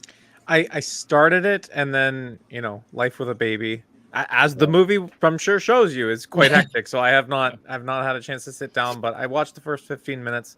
I thought it was very endearing. I'm really looking forward to when my daughter's a little bit older and I can watch this with her. Okay, good. Nathan, what are your thoughts? I haven't seen it yet. Oh, it's nice. It's a nice family. It's a family movie. Yeah, it's cool. Nice movie. Yeah, Definitely need to find time to check it out. Add it to my long list of to watch. Yeah. Rob, what do you say? I loved it. I thought it was adorable. It had a lot of cool things going on within it that isn't like one-to-one with everything that Ultraman has done, but it does it in such a way where it doesn't feel like it's lost its spirit. It doesn't feel disrespectful or anything to that extent. It feels like a nice, clever little sidestep. It's telling a very endearing story. And that hook, that's all I'm going to say at the end. Give all of it, especially with that art style, please. Yeah. So, loved it. Mike Monsters? Yeah, I admittedly thought the trailers did not sell me on this. I at first didn't love the art style because the trailers probably didn't sell me on it, but I was going to watch it anyways. And then when I saw the social media buzz about it, I was like, okay, definitely going to watch this. And I was hooked. I really enjoyed it. The trailers made me expect to be annoyed by the little baby, and I loved the little baby. It was so cute, little Emmy. And yeah, it was just a nice twist. I'm not as big into Ultraman either. I'm familiar with it. I know here and there things. Like I grew up with the original series, but I'm not as connected to it as I am with Godzilla or anything like that. But it was a nice throwback to my childhood. It felt like at times, and the art style was awesome once it got going. And I was watching it in full HD on Netflix and not some trailer that's like throwing so much at me. And again, like Rob said, the hook at the end, I thought we were going to get a resolution in the movie, but nope, it's leading us into, oh, there could be more. That's really cool. And there was just, it's a family movie, but it also got pretty heavy and dark at times. And I really appreciated that. I didn't feel like I was watching a little kid's movie. This is something that a parent could watch with their kid and get a lot of enjoyment out of it, and maybe even get a little emotional here and there at times. And I'm a Seattle Mariners fan, and they had a little Ichiro Suzuki baseball bat moment when he was doing when he switched plates and he switched to the other side, he did his little bat hand. And I tweeted about that, and the main actor was like, "That's a good eye. That's exactly what we were going for." So I was like, "Okay, cool. Yeah, there's some deep cuts in here, and it's not just Ultraman." So I grew up loving baseball, so it was like a fun little connection watching him be a baseball player, which is fun. And they make digs at Hideki Matsui, the guy who goes by Godzilla, the baseball player. So it was like, that was a fun little thing. We got little bits of that, and so it was fun. That's all I can say. It's like, it was fun. Yeah. Yeah. Cute and fun. Very cute. Michael? I haven't seen it. Okay. I got nothing for you. I work. I manage. Yeah. I just haven't had a moment yet. He's making all those Monster Arts toys. Yeah, guys. he makes them all. Speaking of I'm gonna have a new shirt when I'm at SDCC. It's gonna say Tasnell on the back. It's gonna say, "I'm not Bandai." I don't make them. I don't make the figures. I don't make the toys. All these different quotes, right? I just get a lot of angry comments about them. Speaking of which, let's circle around back to this. Yes. Now I am that dude. I'm not picking up either one of these because like I just don't have a taste for the black and white thing. You know what I mean? So I'm waiting for the SH for the -1. I'm waiting for that Blu-ray, not Blu-ray, the Heat Ray version. I mean, we're all waiting for the Blu-ray though at the same time. Yeah. Absolutely. Yeah. So Thank God for Netflix.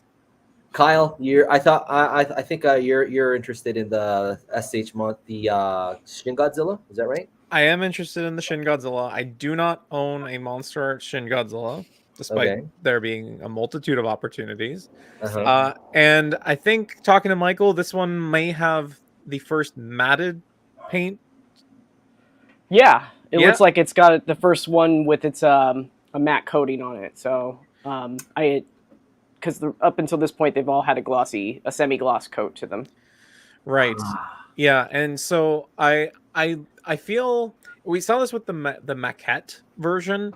I feel like this sculpt really gets brought out when you have I don't want to say like a simpler color scheme, but like I guess a simpler color scheme, and so I'm actually quite intrigued by this one. I think it's a brighter color scheme because the figure is traditionally really dark, so you're not seeing a lot of those details. So something like this or Frozen Godzilla or the maquette, they show a lot more details because you got a brighter color on black wash or blue wash or grays. Yeah. So I'm interested in that one. Not so much the minus color because I do have the version from Super 7 coming. Yeah. Alrighty. So someone thinks you're gonna cry, Rob. I am. I absolutely am. On the verge of tears at every moment of my life. All you had to say was matte finish paint on that Shin Godzilla, and that's it. That's it for me because that's all I've wanted from SH Monster Arts making a Shin Godzilla figure. Yeah, it makes a big difference. It does, and I hate the standard one. So that I will take that because plus he's black and white, and I love that little motif to it. So yeah, I did an experiment with the very first release because I picked up the reissue, so I used the first release and I did a matte coat on top of that, and it looked so much better than the glossy. So if you do have any originals and you just want to try it, you can get an airbrush kit and get a matte coat, or even a spray can that's just matte coat and just spray your figure with it. It makes it look so much better. I might have to get artistic for that one. Nathan, any thoughts? Starting with -1, I've got the first one. I didn't feel the need to pick it up. I've seen it in person. Oh, it looks so good. I actually prefer it to the original release. Even like the colors, not that different for the most part. To be honest, it's very neutral brown anyway. So if you don't have a first, the black and white is a great alternative, and it's basically like the one from the movie anyway, for the most part. And it looked really good. Shin, I've got too many. I just don't need another. And I've got the frozen one, which 6.5 dozen the other. It's basically the same with a fantastic tail in that frozen one. To be honest, I bought the frozen one just for the tail tip. Yeah. But regardless, they look amazing. If you don't have one, I think they're a good option to pick up, right? That's probably one reason why they're doing these. These are expensive in the aftermarket. It's an easy way to do a re-release for people, which is slightly different too. But yeah, they're -1. I'm still tempted just because it looks that good in person, at least for me. But must hold strong and save money for these other figures. Yeah, we'll get a closer look on our side for Comic-Con, hopefully. So awesome. Mike Monsters. Like Harold, I'm gonna skip these. I actually don't have either of the original releases either, except for someone here in the talk with us is gonna help me out with -1 soon. So I really appreciate that again. But some random guy who's right below me. I was gonna get the translucent red version of Shin Godzilla, but it was like right when my car got stolen, and then work was pretty light, so I just completely missed a lot of things, and I'm behind on some figure pickups myself. So it's one that I want, and I might find an aftermarket on that one day if I can, or maybe they'll release another version down the road because that figure is popular. So I mean, I don't know. One day I'll get it. But I also Awakening.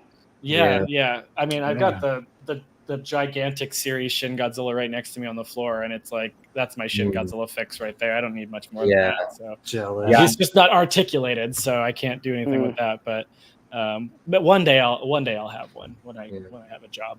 Speaking of which, Rob, you just recently picked up the 30-centimeter Shin Godzilla, but then they also released the thing for like the light up version. Yeah, well, I've had that one for since it released back in 2017. I had to make a new video for it because I'm not going to get into it. But yeah, I think as soon as I started working on that, they did the light up one and the orthochromatic one, and I'm sitting here just hating every bit of money I Isn't don't it have. funny how that happens? Same thing. I got gifted the Soul of Chojoken Mechagodzilla 75, and then they re-announced that they're doing the new version, like with the light up eyes and everything. And I was like, how did that happen? What is the universe saying here? Like, they get you sometimes. They do it sometimes. They have us bugged. That's all there is to it. Omega Beast one, and I was like, nah, I would like to get that light up, but I have the Omega Beast one, so I'm good. You know, that'd be good too. Yeah. Yeah, have to draw the line somewhere. Yeah, totally.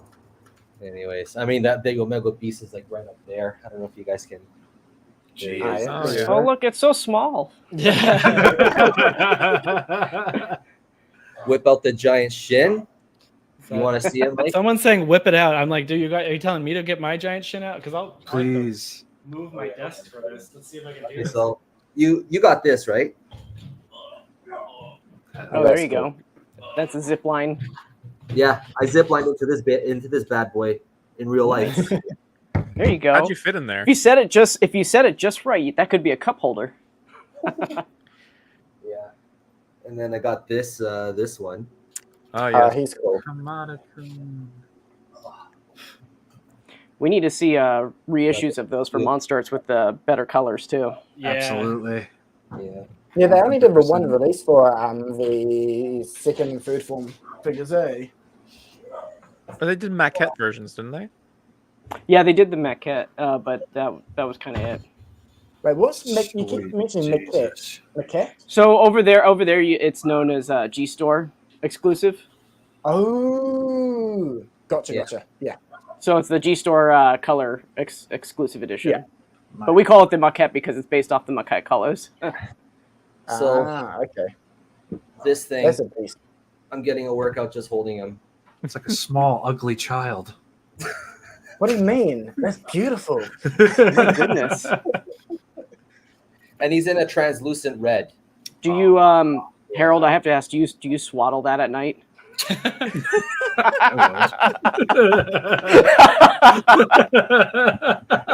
You're never invited back here again. He's like, I got a new place. Got to acclimate it, rock it back, put it up there on top. Oh, jeez. I could try planting this and growing a new Shin Godzilla if you want. So. There you go. Oh yeah, there you go. Yeah.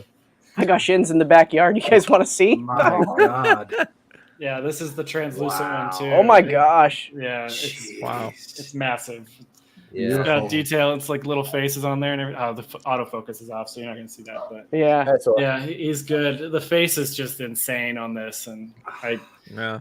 I feel It's lucky to have it. amazing. It's amazing how almost every Shin product has a different face. Yeah. It's all every face is. It's never consistent across the board through so many different products. It's always different. Yeah. Yeah. So someone's asking, hey, is that the?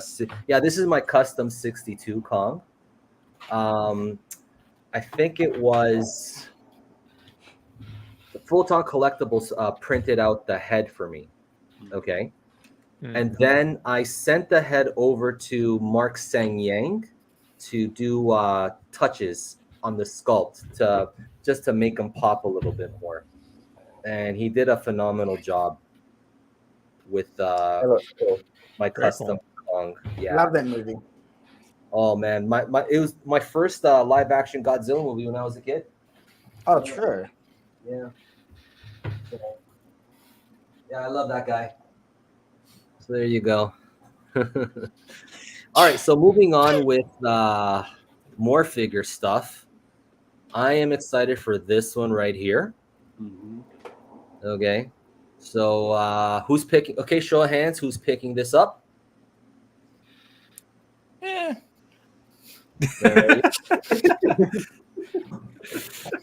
Okay.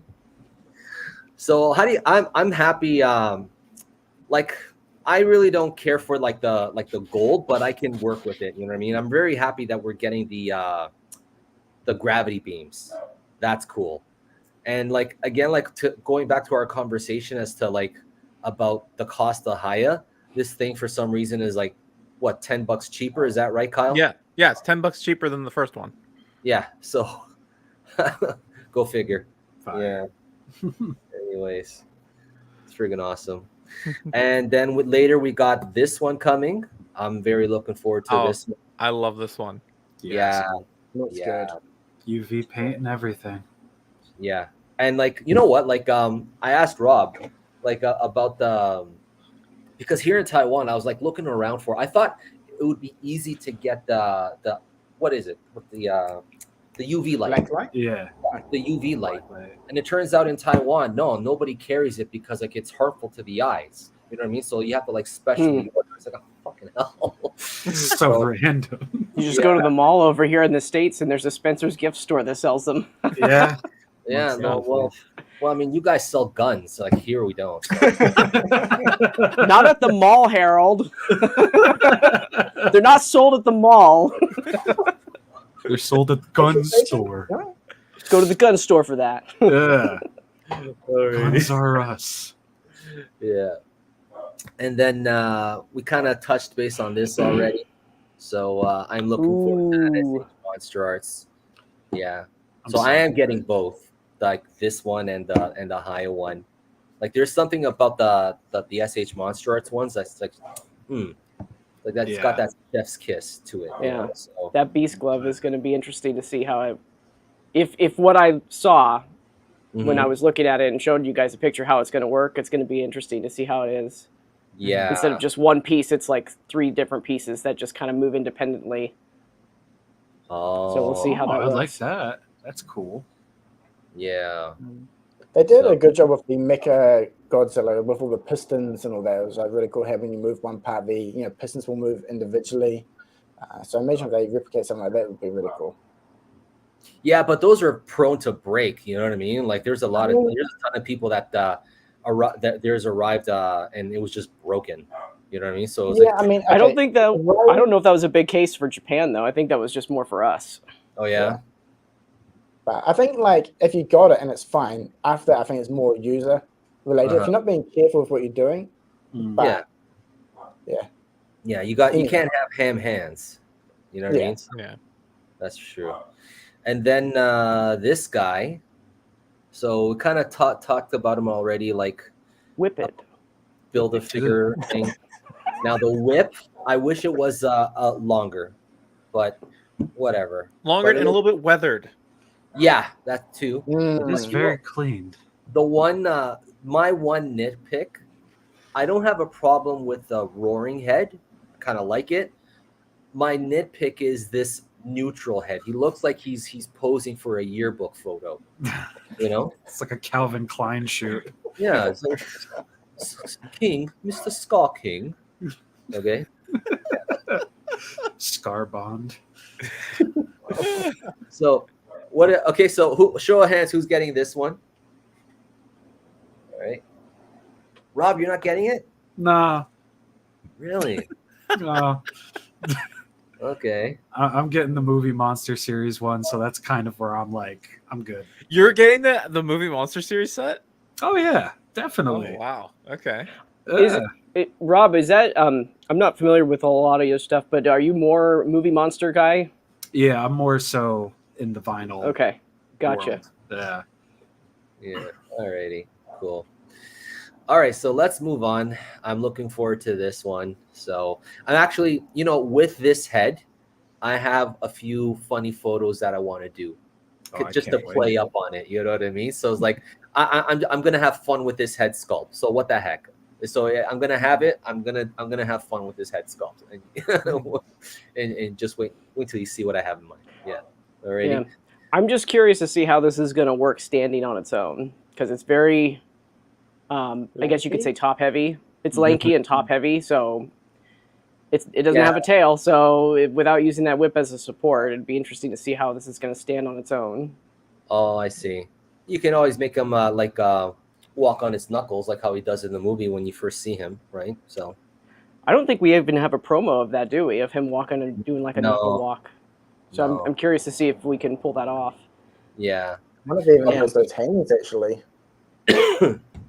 What I would have liked is that instead of this head sculpt, that like when you see him first, he's standing up top and he's looking down at Kong like this. You know what I mean? It's like, oh, I wish they packed that head sculpt. He looks like such a jack. Yeah. Oh, oh man, yeah.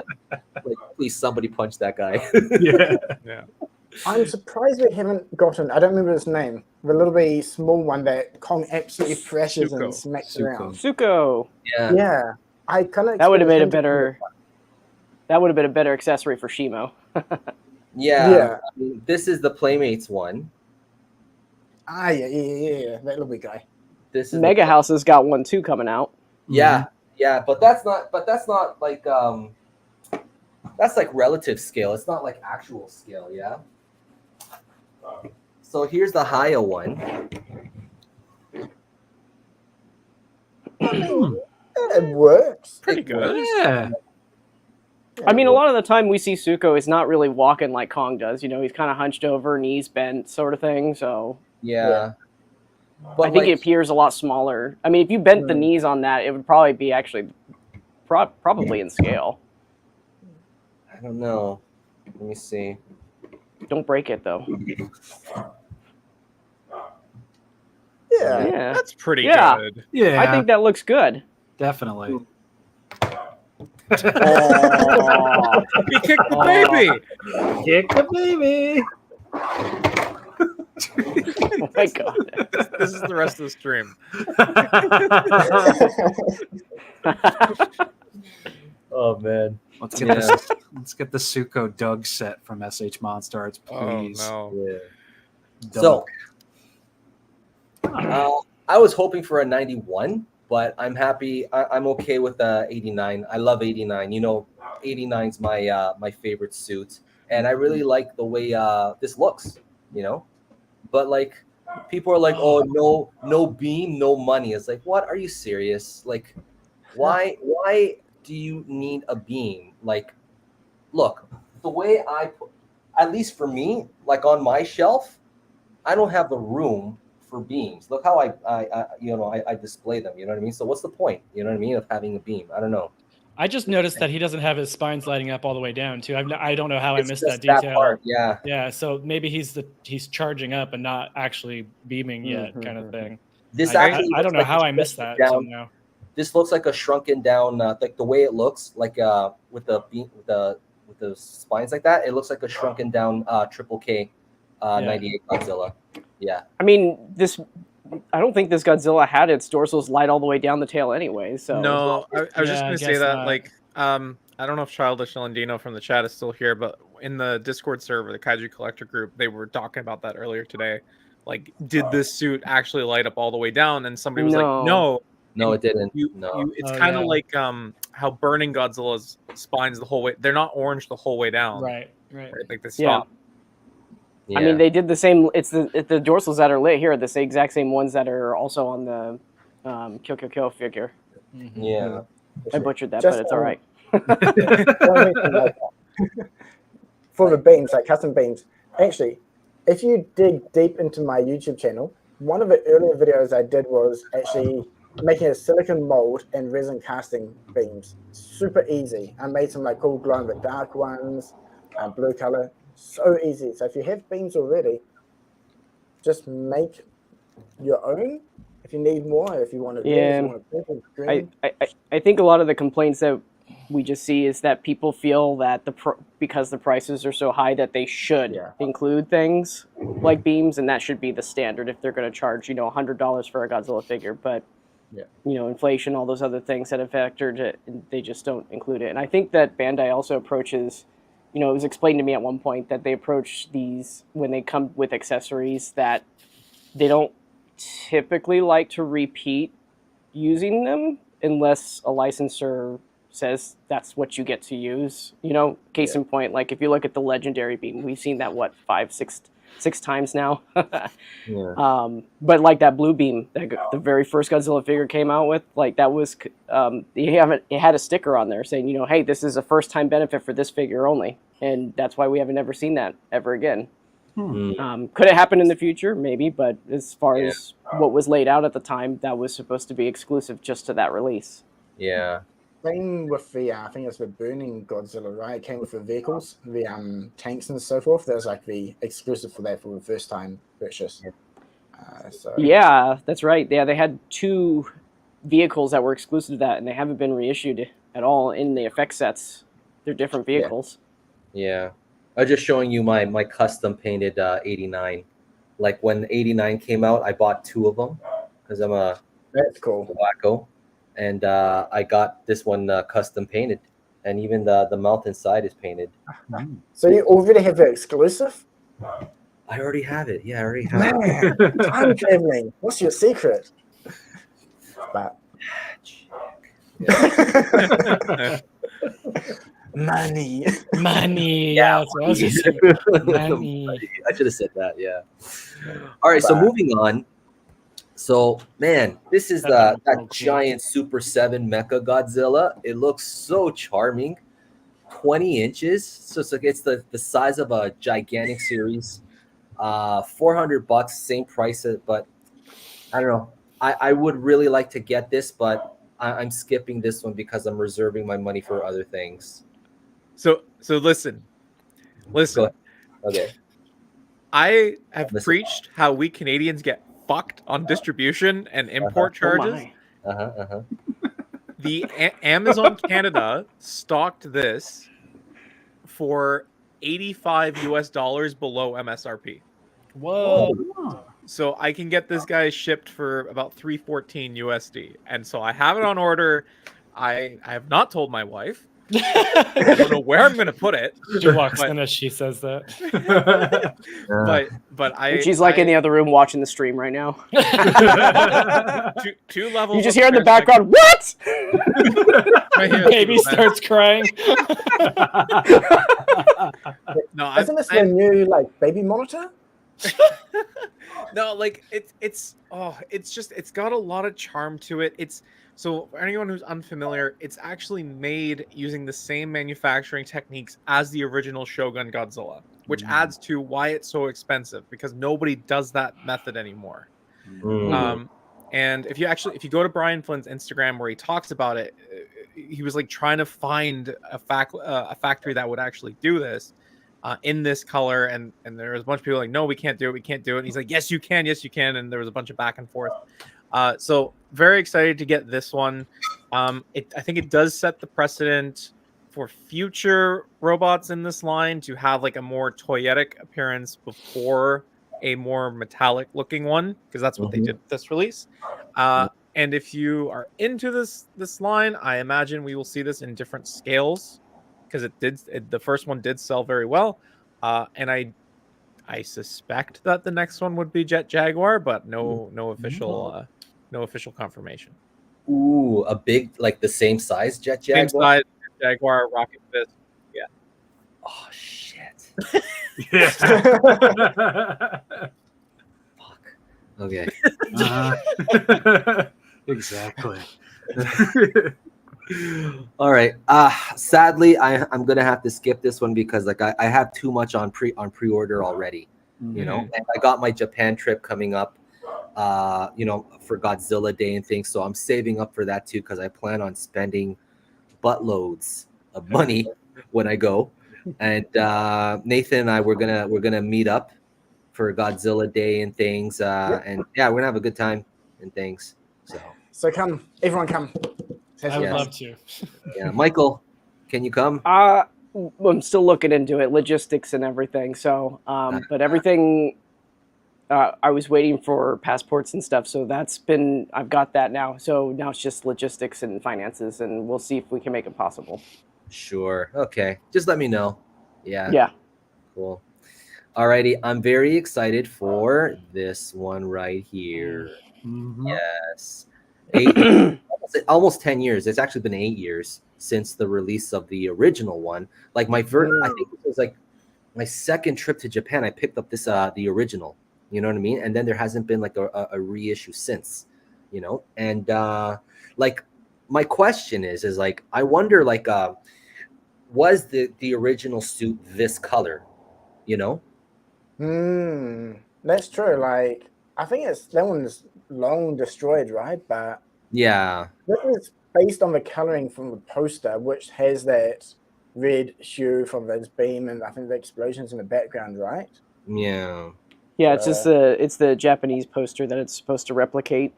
I don't know much if it is actually based off of the actual color of the suit. I know that they redid the suit but it's gray.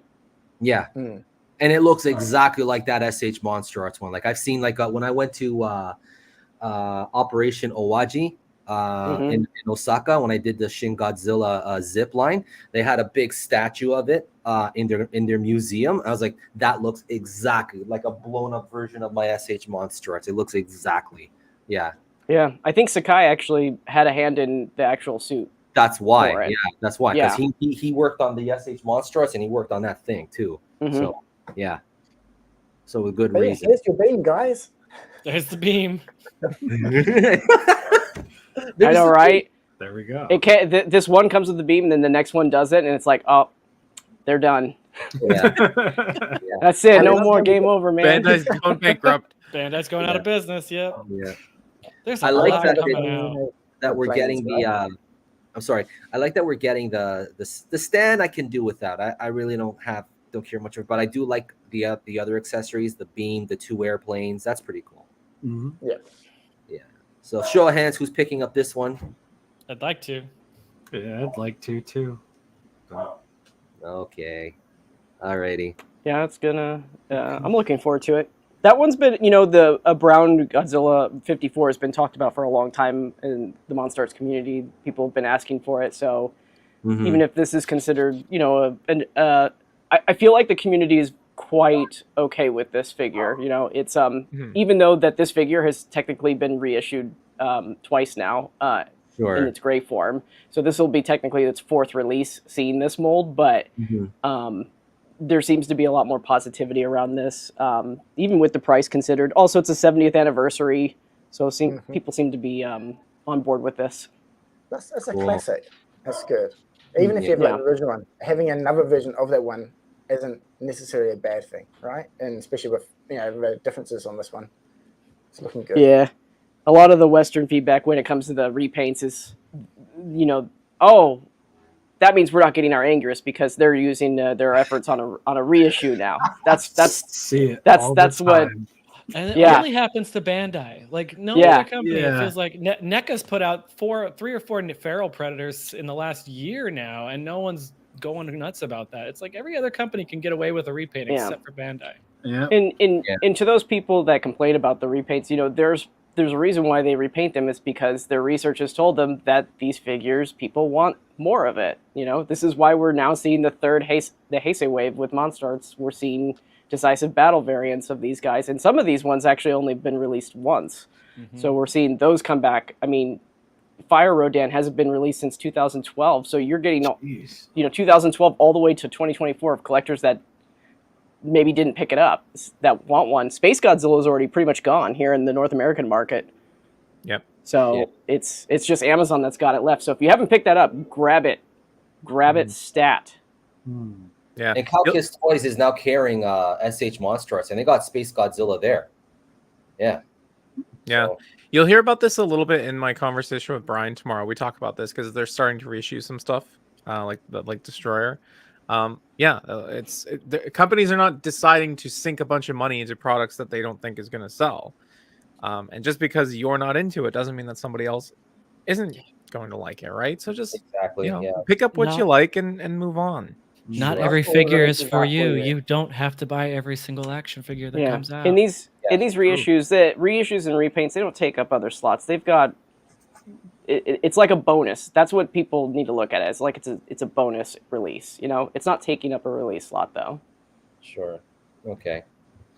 All right. Another big one that's coming is Looks good. Yes. And I don't have the SH Monster Arts version. Like every time I've done toy photography with Ghidorah, I've had to borrow my friends. I have the Mecha King Ghidorah, and I love that figure very much. Same. You know what I Yeah, mean? same. But to have this, and it's going to be bigger than that one, and it's going to scale with the 91 that's coming. Oh man, I'm very excited for this figure.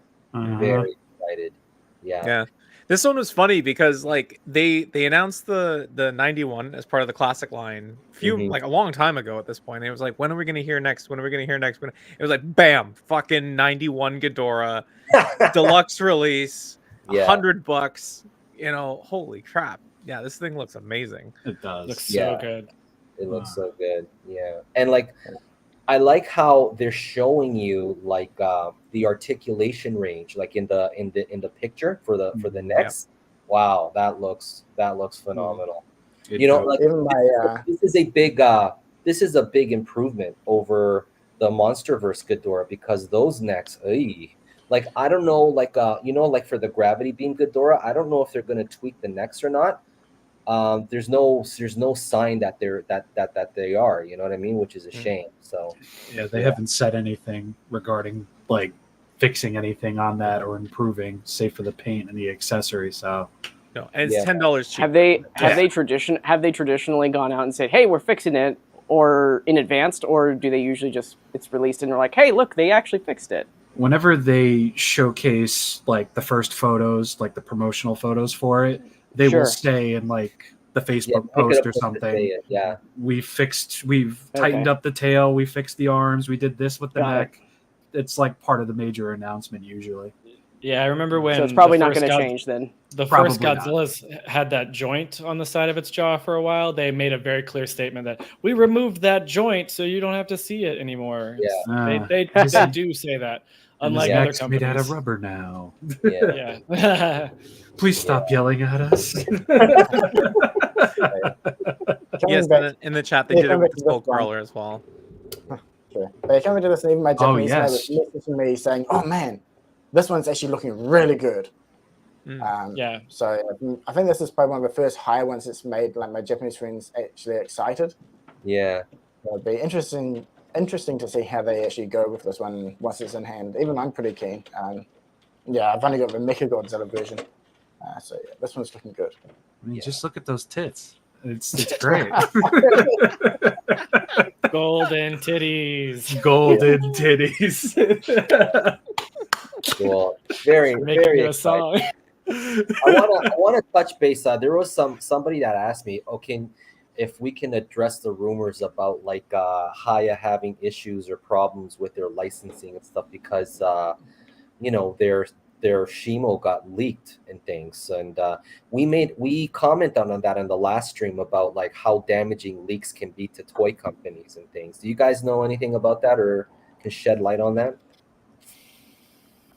I don't think there's anything wrong with it. I haven't heard any rumbles about anything about any licensing issues. Okay. I think what you're referring to is some of the shops have been hit recently, right? That they've had to pull their stock or whatever. Is that what that's you're Oh yeah, they took 'Cause them they're down selling- in Japan. Yeah, they're selling in Japan when I think Kaya's not technically allowed to sell in Japan, is what it is, or Correct. something. So, And it's it not wasn't that even. Haya- Go ahead. You know better. Oh, Than me. So yeah, it's there's been like a recent thing that's going on in Japan. I don't have all the details, but one of the things is that I guess that certain stores have to have a license to sell Godzilla merch there or something like that. So there are several storefronts that have had their inventory pulled temporarily until they've got the right situation figured out. And the only ones I know about right now are Ninden Game and Plaza Japan. And I did notice, a few weeks back, I saw, oh, that's kind of weird that Haya's on Amazon Japan, but it wasn't sold by Haya, it was sold by a different company. So somebody was distributing into Japan. I don't know who they were exactly, because they come up with their own storefront names over there. But those listings have also been removed. They're still there now, but it's not a pre-order anymore. It's just kind of like a third-party case that's still there, but you can't pre-order them in Japan anymore. So I think there's a crackdown of some sort going on there with the licensing. Like a non-compete clause, right? Like even in the solicitation for Haya stuff, it says excluding Japan. You know what I mean? Yeah, it does say that. For 7 as well. Yeah. Because that's what Bandai has the rights, I think, or something like that. So generally speaking, like 2 points. 1 point for the Amazon. Yeah, so the marketplace is really common. So a lot of that's called like FBA, right? So anyone can set up an account and buy and sell. And right. A lot of people, there's a lot of Chinese people that will do that in Japan because easy contracts to buy from places in China, bring to Japan, then sell. So that's one place where you often get like third-party figures, products that aren't sold in Japan, so like Haya, or they might be sold on Mercari or Yahoo Orc, these other sites, right? Generally at a markup. Companies like, as you mentioned, Indian Games, they're not they're like very grey companies, those shops. Like basically to sell a product from a company in Japan, you don't basically go direct from that company. That company will sell to the distributor. Then you get a contract with that distributor.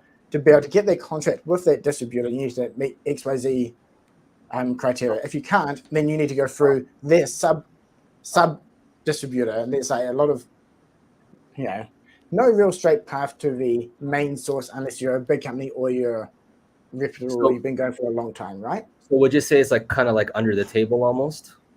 Not under the table, but they don't have a correct license to buy it, so they'll go through someone who does.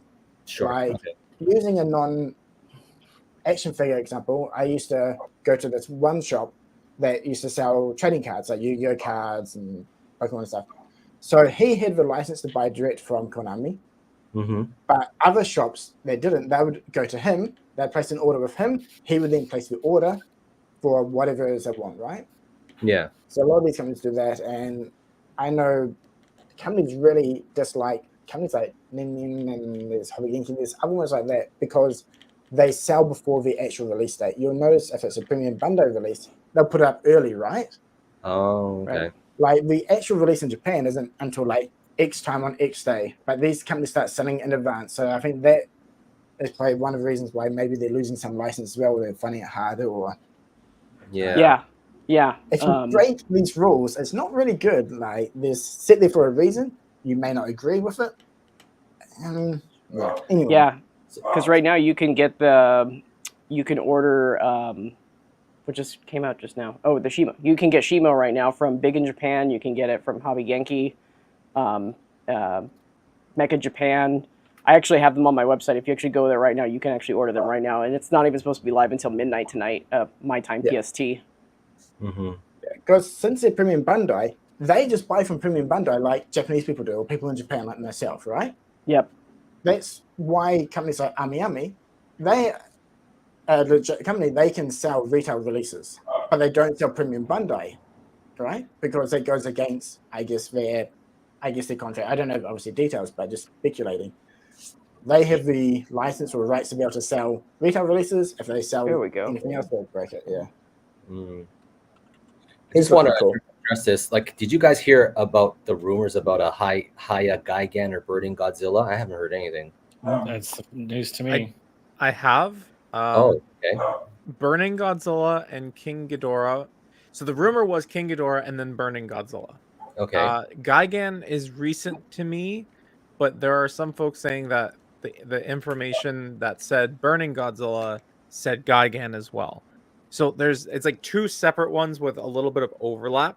Okay. So I mean, both of them mentioned Burning Godzilla, so Burning Godzilla I feel like is more likely than unlikely. Also, just because Burning Godzilla is awesome, and Burning Godzilla will also always sell well. Yeah, it'll always yes, it will. Gigan, I'm not so sure about. Okay. Cool.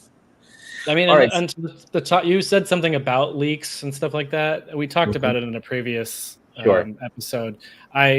I just know that it can cause companies to lose the license if their stuff gets leaked too much or at all, or if they show previews too early. I spoke on this specifically in one of our previous episodes where there was a soft vinyl company that literally showed the bottom of Godzilla's foot, and they were like revealing essentially that they have the Godzilla license and they were making Godzilla figures, and Toho did not approve of them to post that preview photo, and they had the license completely removed and they were not allowed to make any Godzilla figures. So, and at Bandai, we saw Dragon Ball figures get leaked and employees get fired the moment those leaks go out because that happens. And even like any of that stuff, it was like, if you leak something, you're risking your job, you're risking the company to lose the license. And if like a Dragon Ball license gets pulled from Bandai, that's a way to kill the company right there, you know? So like leaks suck. Don't do them. Don't promote them if you see them. Like, it shouldn't happen. Right. And I think, maybe Michael was mentioning this on Discord, that there was this idea put out into the community that a company is not liable for the actions of their individual employees. And I think that it's safe to say that is definitely not true, that if one of your employees leaks something, you as the company can be held liable.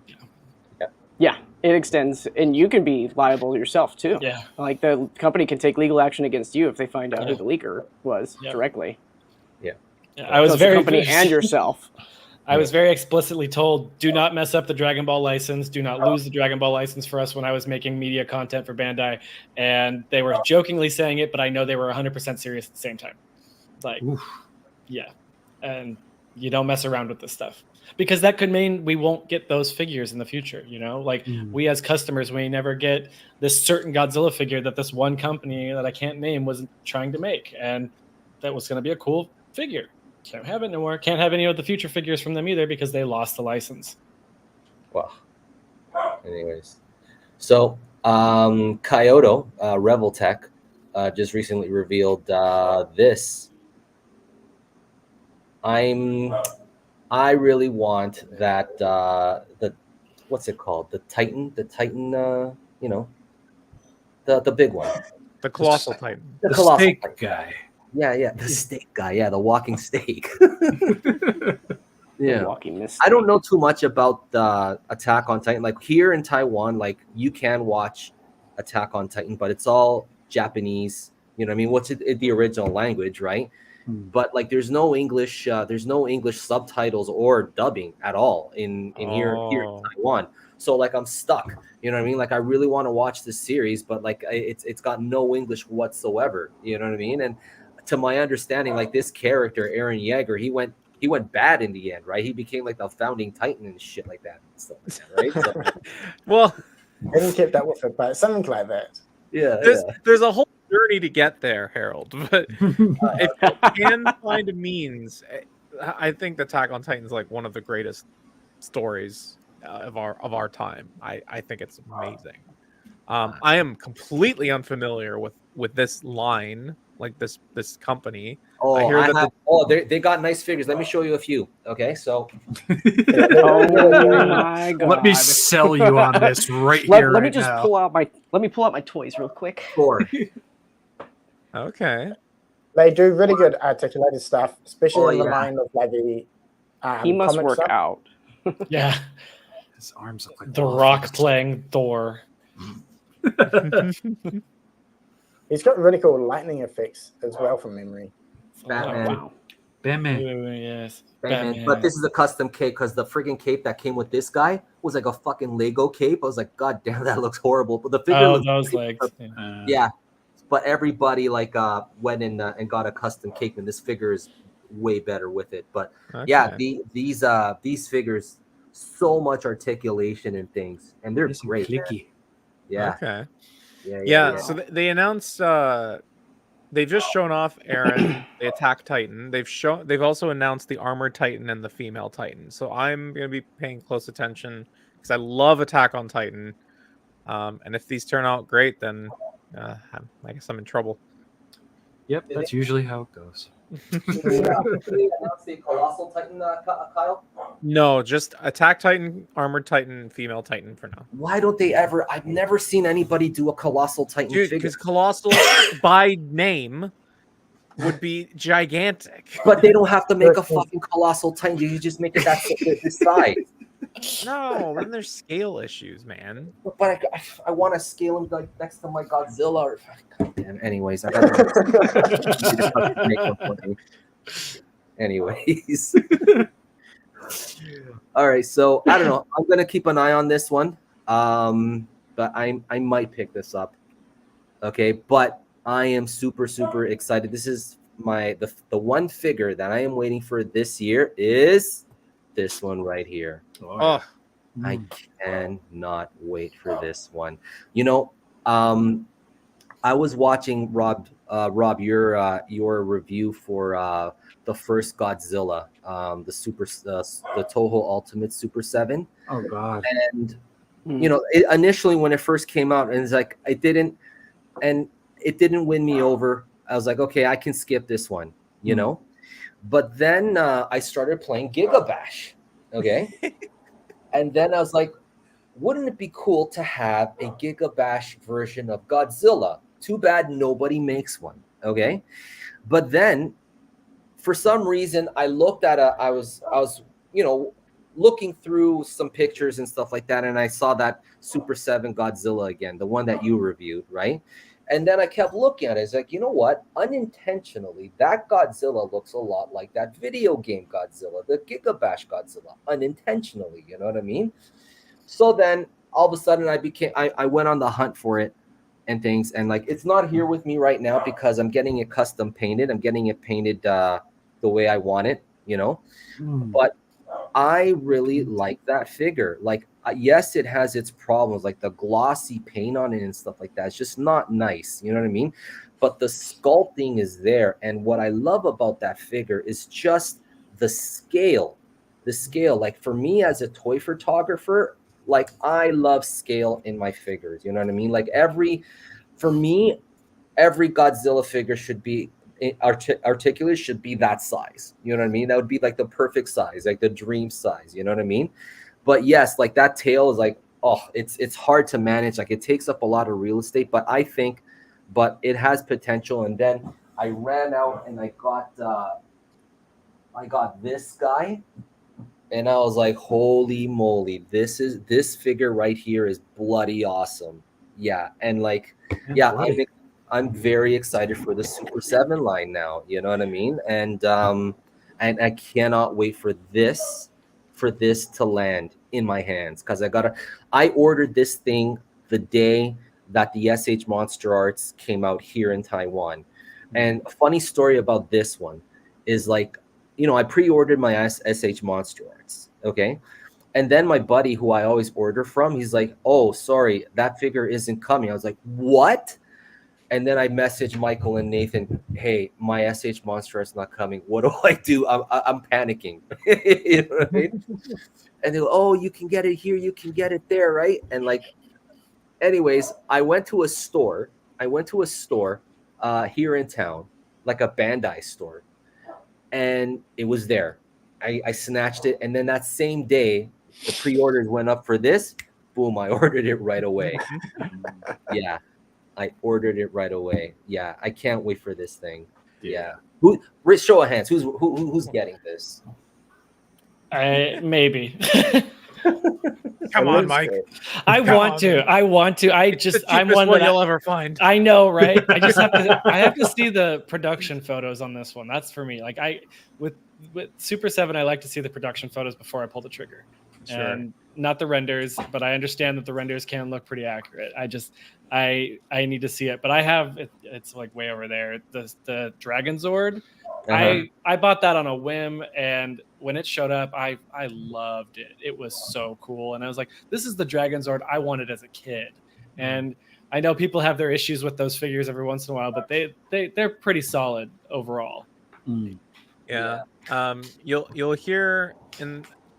So the video I have going up with Brian tomorrow, we talk a lot about Ultimates. -1, we talk about. Brian's very happy with how it turned out. I've talked to Kyle. Kyle's pretty stoked with how it turned out. We actually spoke for about 25 minutes after the recording ended about some stuff that I can't really repeat.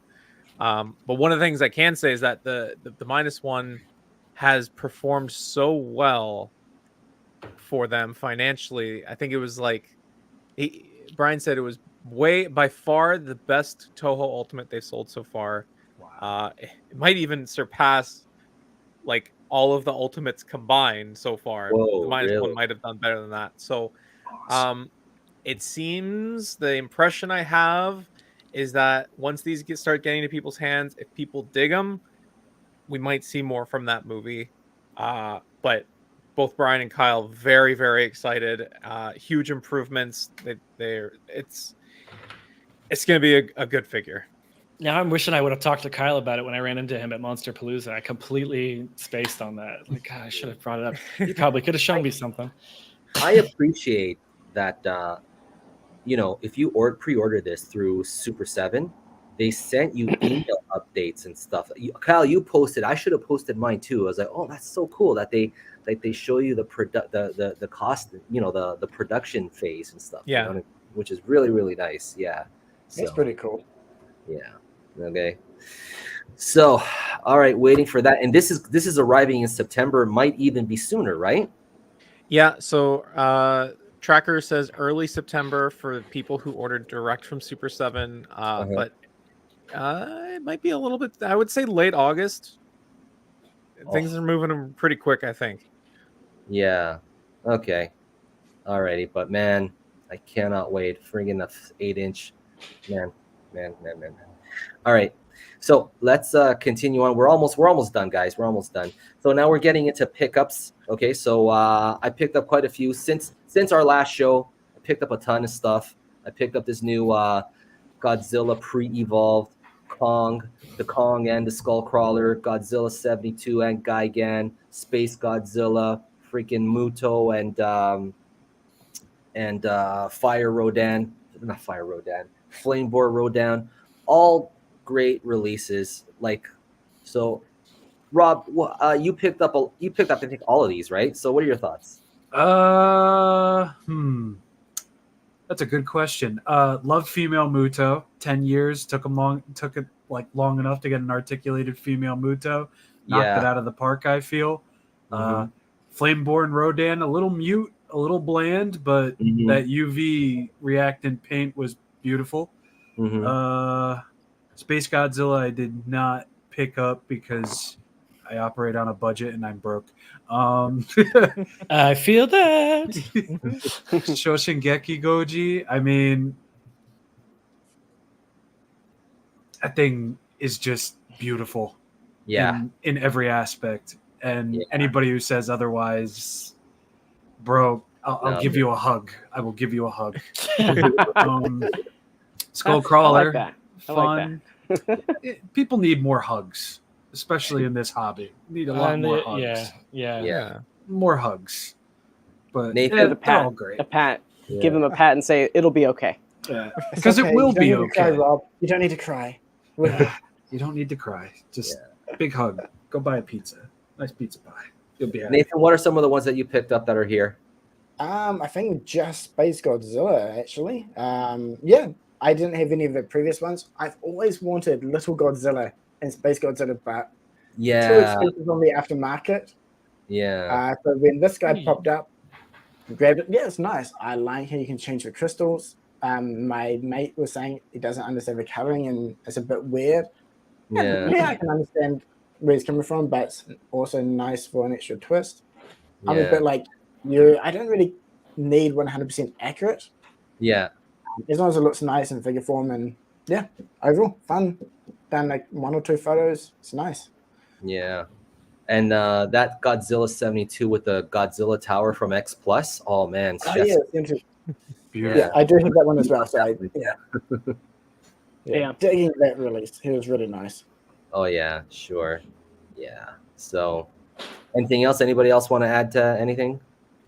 Just since you showed the other one before. Oh, got Kaiju watching that, man. What a great series. It's fun.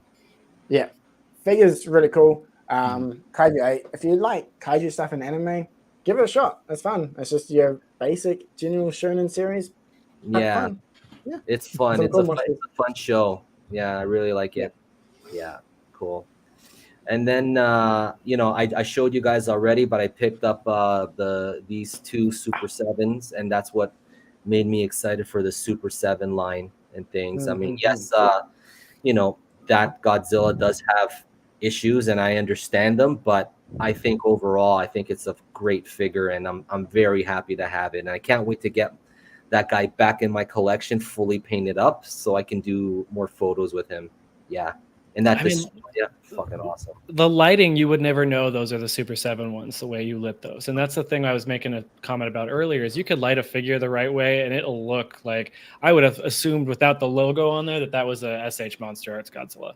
Like, and same with the Destroyer. Like, your lighting makes it look so much more epic than you get when you see the promotional photos or people's freaking phone so close to the figure. Of the Figure Mania show, what can I say? He's the master. He's the master. Yeah, exactly. Yeah. The guy. Just for He's not denying it either. Yeah. Oh yeah. You know, Godzilla. We posted the campaign for Godzilla 1974 this week. I was surprised how much people chimed in on that one. Like, I must be out of touch on that one right there, because like I did 1973. There was a good turnout for that, and then 1974, boom, everybody showing up for that one. I was like, what is going on? Because I like me personally, I love 75 more than 74. 74 was like in the middle. It's the middle child of those 3 designs, right? So I was a bit surprised, but hey, 74 is getting a lot of love. So keep it up, guys. Keep it up. Yeah. Please. Yeah, I have a special love for a 73 because that was my second Godzilla movie as a kid, and I love that so much that I contacted somebody out in the Philippines, the hobbyist, and he custom. I showed this before, but he custom made. He took the NECA 64 and he made it into 73 right here. Yeah, That's cool. Man, Harold, you know a lot of customizers. Jesus Yeah. Christ. They're yeah. everywhere in Taiwan. No, this guy's from the Philippines. Oh, is he? Oh, okay. Yeah, from the Philippines. Yeah. They're so- everywhere. They're everywhere. No, they're everywhere, man. Even Kojira, he was in the chat earlier and things. Like, he's a good customizer and things. Like, I would like to get his custom Shin Godzilla Night battle. Yeah, that's a great head. head. That's a great head. I really want that one. I got to get that one. Some So- great head. I'm sorry. I'm We sorry. are adults who play with toys. Yeah. So we've covered everything today. I didn't think we were going to get through everything, but we've covered everything today. So In Wow. less than 2.5 hours. Look at that. yeah, 2.5 hours. So, Now guys, we're- Good. much for I was getting concerned after spending so much time on Shimo. Yeah. So yeah, I'm doing good. I mean, it's here. It's 11:19 in the morning here in Taiwan. I'm just gonna after this. I'm just gonna go, you know, give my dog some love and attention and stuff. I'm It's gonna gonna make swaddle. You're gonna swaddle your Godzilla. Mm.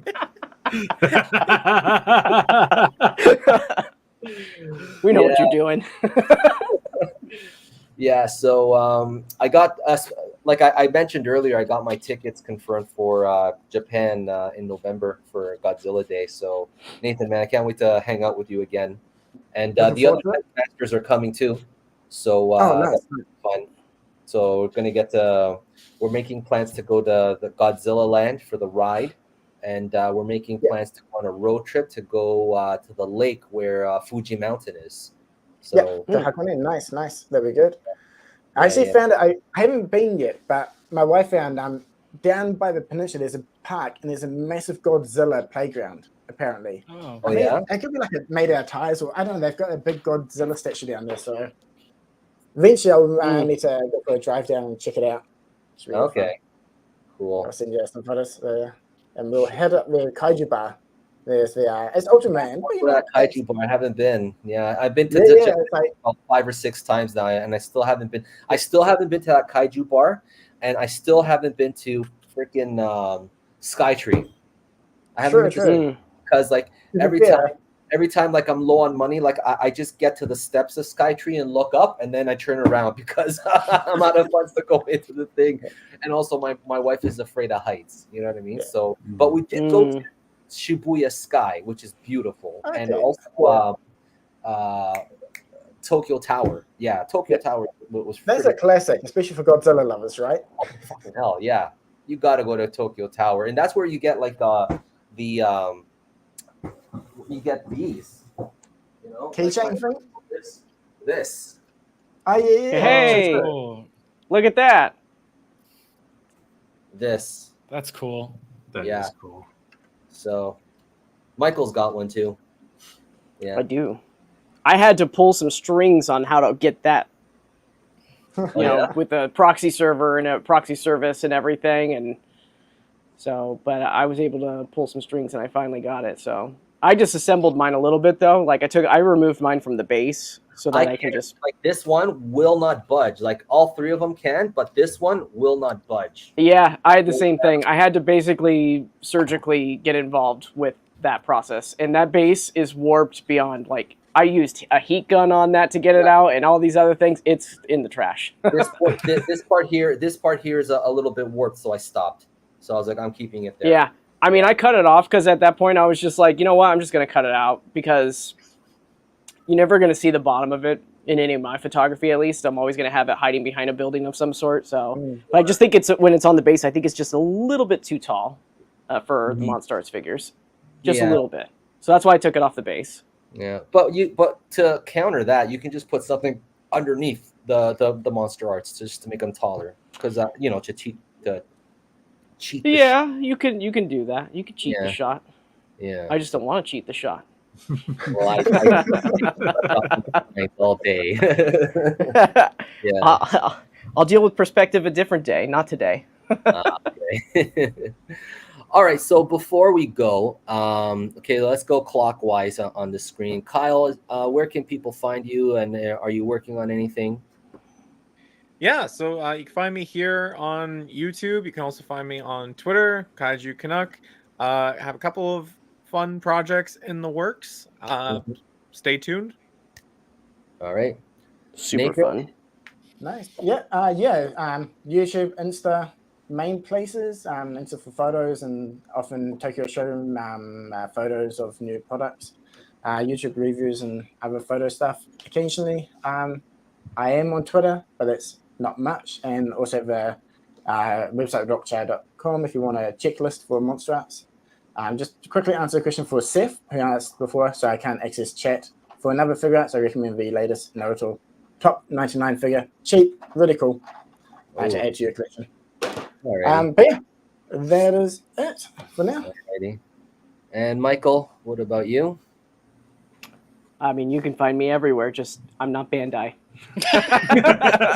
I'm not Bandai. I promise. No. But no, you can find me on Twitter, X, YouTube. I don't post on YouTube. I don't do a lot of videos on YouTube. I'm trying to get back into it a little bit with more unboxing stuff. So I'm actually going to be getting Red Eyes and Jet Jaguar pretty soon. So we'll see how that's going to go. Oh, Jet Jaguar should be releasing soon. Yeah. Red Eyes is. I heard it's already broken the street date for some retailers right now. So, I'm sorry, Red Eyes. What's Red Eyes? Yeah, Red Eyes Black Dragon. From Yu-Gi-Oh. From the Yu-Gi-Oh series. Yeah. Oh, okay, I'm familiar. He's out in Japan tomorrow. Oh, okay. It already shipped for me. Okay. Mike Monsters, what about you? I'm on Instagram, Twitter, other websites, Facebook, everything out there. I'm just Mike's Monsters. I don't have I have toy photos always in the works, but I don't have a video right now. I've been tied up with real life photo shoots and other work. But my last video was an interview with Seaguns, who designed. I still have to watch that. Yeah. Designed Pizza Godzilla from the movie Godzilla Kong, and like I said, my name is right there. It says Mike's Monsters on that, and I'm stepped on by Godzilla. But that video for me, Kyle, you mentioned this before with one of yours. It was a complete dud. Like, you worked really hard on it, and no one watched it. And I think it was your hot sauce video, and I really enjoyed that myself. But this one, no one watched it. So if you want to learn about how Pizza Godzilla got made by the artist, I sat right here with him and we talked about it right after Monsterpalooza, and he showed off a bunch of preliminary sketches that don't look like that. You see a bunch of like rough drafts and all these other things that no one else has seen. You can only see it in my video. And we talk about every single little Easter egg that's on here, like all of every single little tag that you can see on there. And yeah, so if you guys want to watch that, it's my latest video on my channel. I'd really appreciate it if you guys check it out. Both of us, Christian and I, his name's Christian, not just Seaguns. And we both were excited to put that out, and no one watched it. So if you guys all want to check it out in the chat, it's in my YouTube, Mike's Monsters. You just search that. Don't go for Mike Wazowski. It's Mike's Monsters, not Monsters Inc. I get Mike Wazowski, but I'm starting to overpower him by having more videos out there. So yeah, that would be it. And then more toy photography is always on the way. I'll show you in a second. Okay. Yeah. And Rob, what about you, sir? You can find me on Twitter, Instagram, YouTube, Discord. I think that's about it. Facebook doesn't count. As for what I'm working on, I mean, I'm always working on videos, but I am working on a certain something to send to somebody for a video, somebody that is a big inspiration. So I'm hoping that'll go through in full, and look out for that. Nice. Sure. Thanks, Rob. Yeah. By all means, though. Yeah. You got me curious. I'm excited about whatever that is. And for me, I'm here on Facebook. I'm on Instagram. I'm pretty sure a lot of you guys follow me there already. I like Instagram a lot. Okay. I have a Twitter or X, but I hate it. It's so negative. That place is a cesspool. No one's happy there. Mike Tyson said this. He said that social media has made cowards be brave because they know they can't get their heads kicked in or something along those lines. So that's the thing. You know what I mean? But anyways, someone requested, hold on a second. I got 3. Okay. Just one. Okay. This is my special colored, this is custom into Godzilla 2019. All right. So it's got a custom head, neck, hands, and these are customed. Okay. Oh my God. That's a whole new figure. Yeah. Because NECA didn't follow up with theirs. And then I should have. But wait, there's more. Oh shit. Not anymore. It's gone. And here is the original. This is the original body, but it's got an updated head and neck and hands. Okay. He looks pissed. Yeah. That's cool. So that's number 3. Now here's number. Sorry, this is number 2, and here's number 3. Oh my. All right, now I don't. This one, he's got a brand new head, so it's unpainted. I'm getting it painted, but this is a Just gonna brand new keep it there. sculpt. All right, so Oh, Very cool. Nice. very, Nice. very yeah, nice. and these are these are treasures in my collection. These guys right here. Okay, so like I will never sell this to anyone as long as I live in things. And I have a little student here in Taiwan who comes to my class, and he goes, "Oh, Teacher Harold." I go, "Yes, Chris." He goes, "When you die, can I have your collection?" I was like, "You know what? My wife is gonna have my collection when I die, okay? And then if I die, she has the right to do what she wants with it, okay? So yeah, so it's not going to you for sure." Anyone got Harold's wife's email?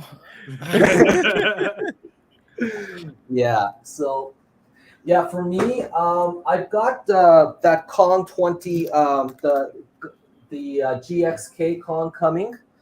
So I pulled the trigger on that one. I'm getting that one because I want the appropriate Kong with the beast glove, to have the beast glove and things. So I'm gonna get that. I'm gonna do the toy photography and things, and I'm waiting for Jet Jaguar to come. Okay, and the X plus 30 centimeter Godzilla -1. It's just it's starting to release in Japan. So any day now, I'm gonna have that friggin' bad boy in my hands. So I'm looking forward You're to gonna that. make somebody jealous. Yeah. Don't worry. You can live vicariously through me, okay?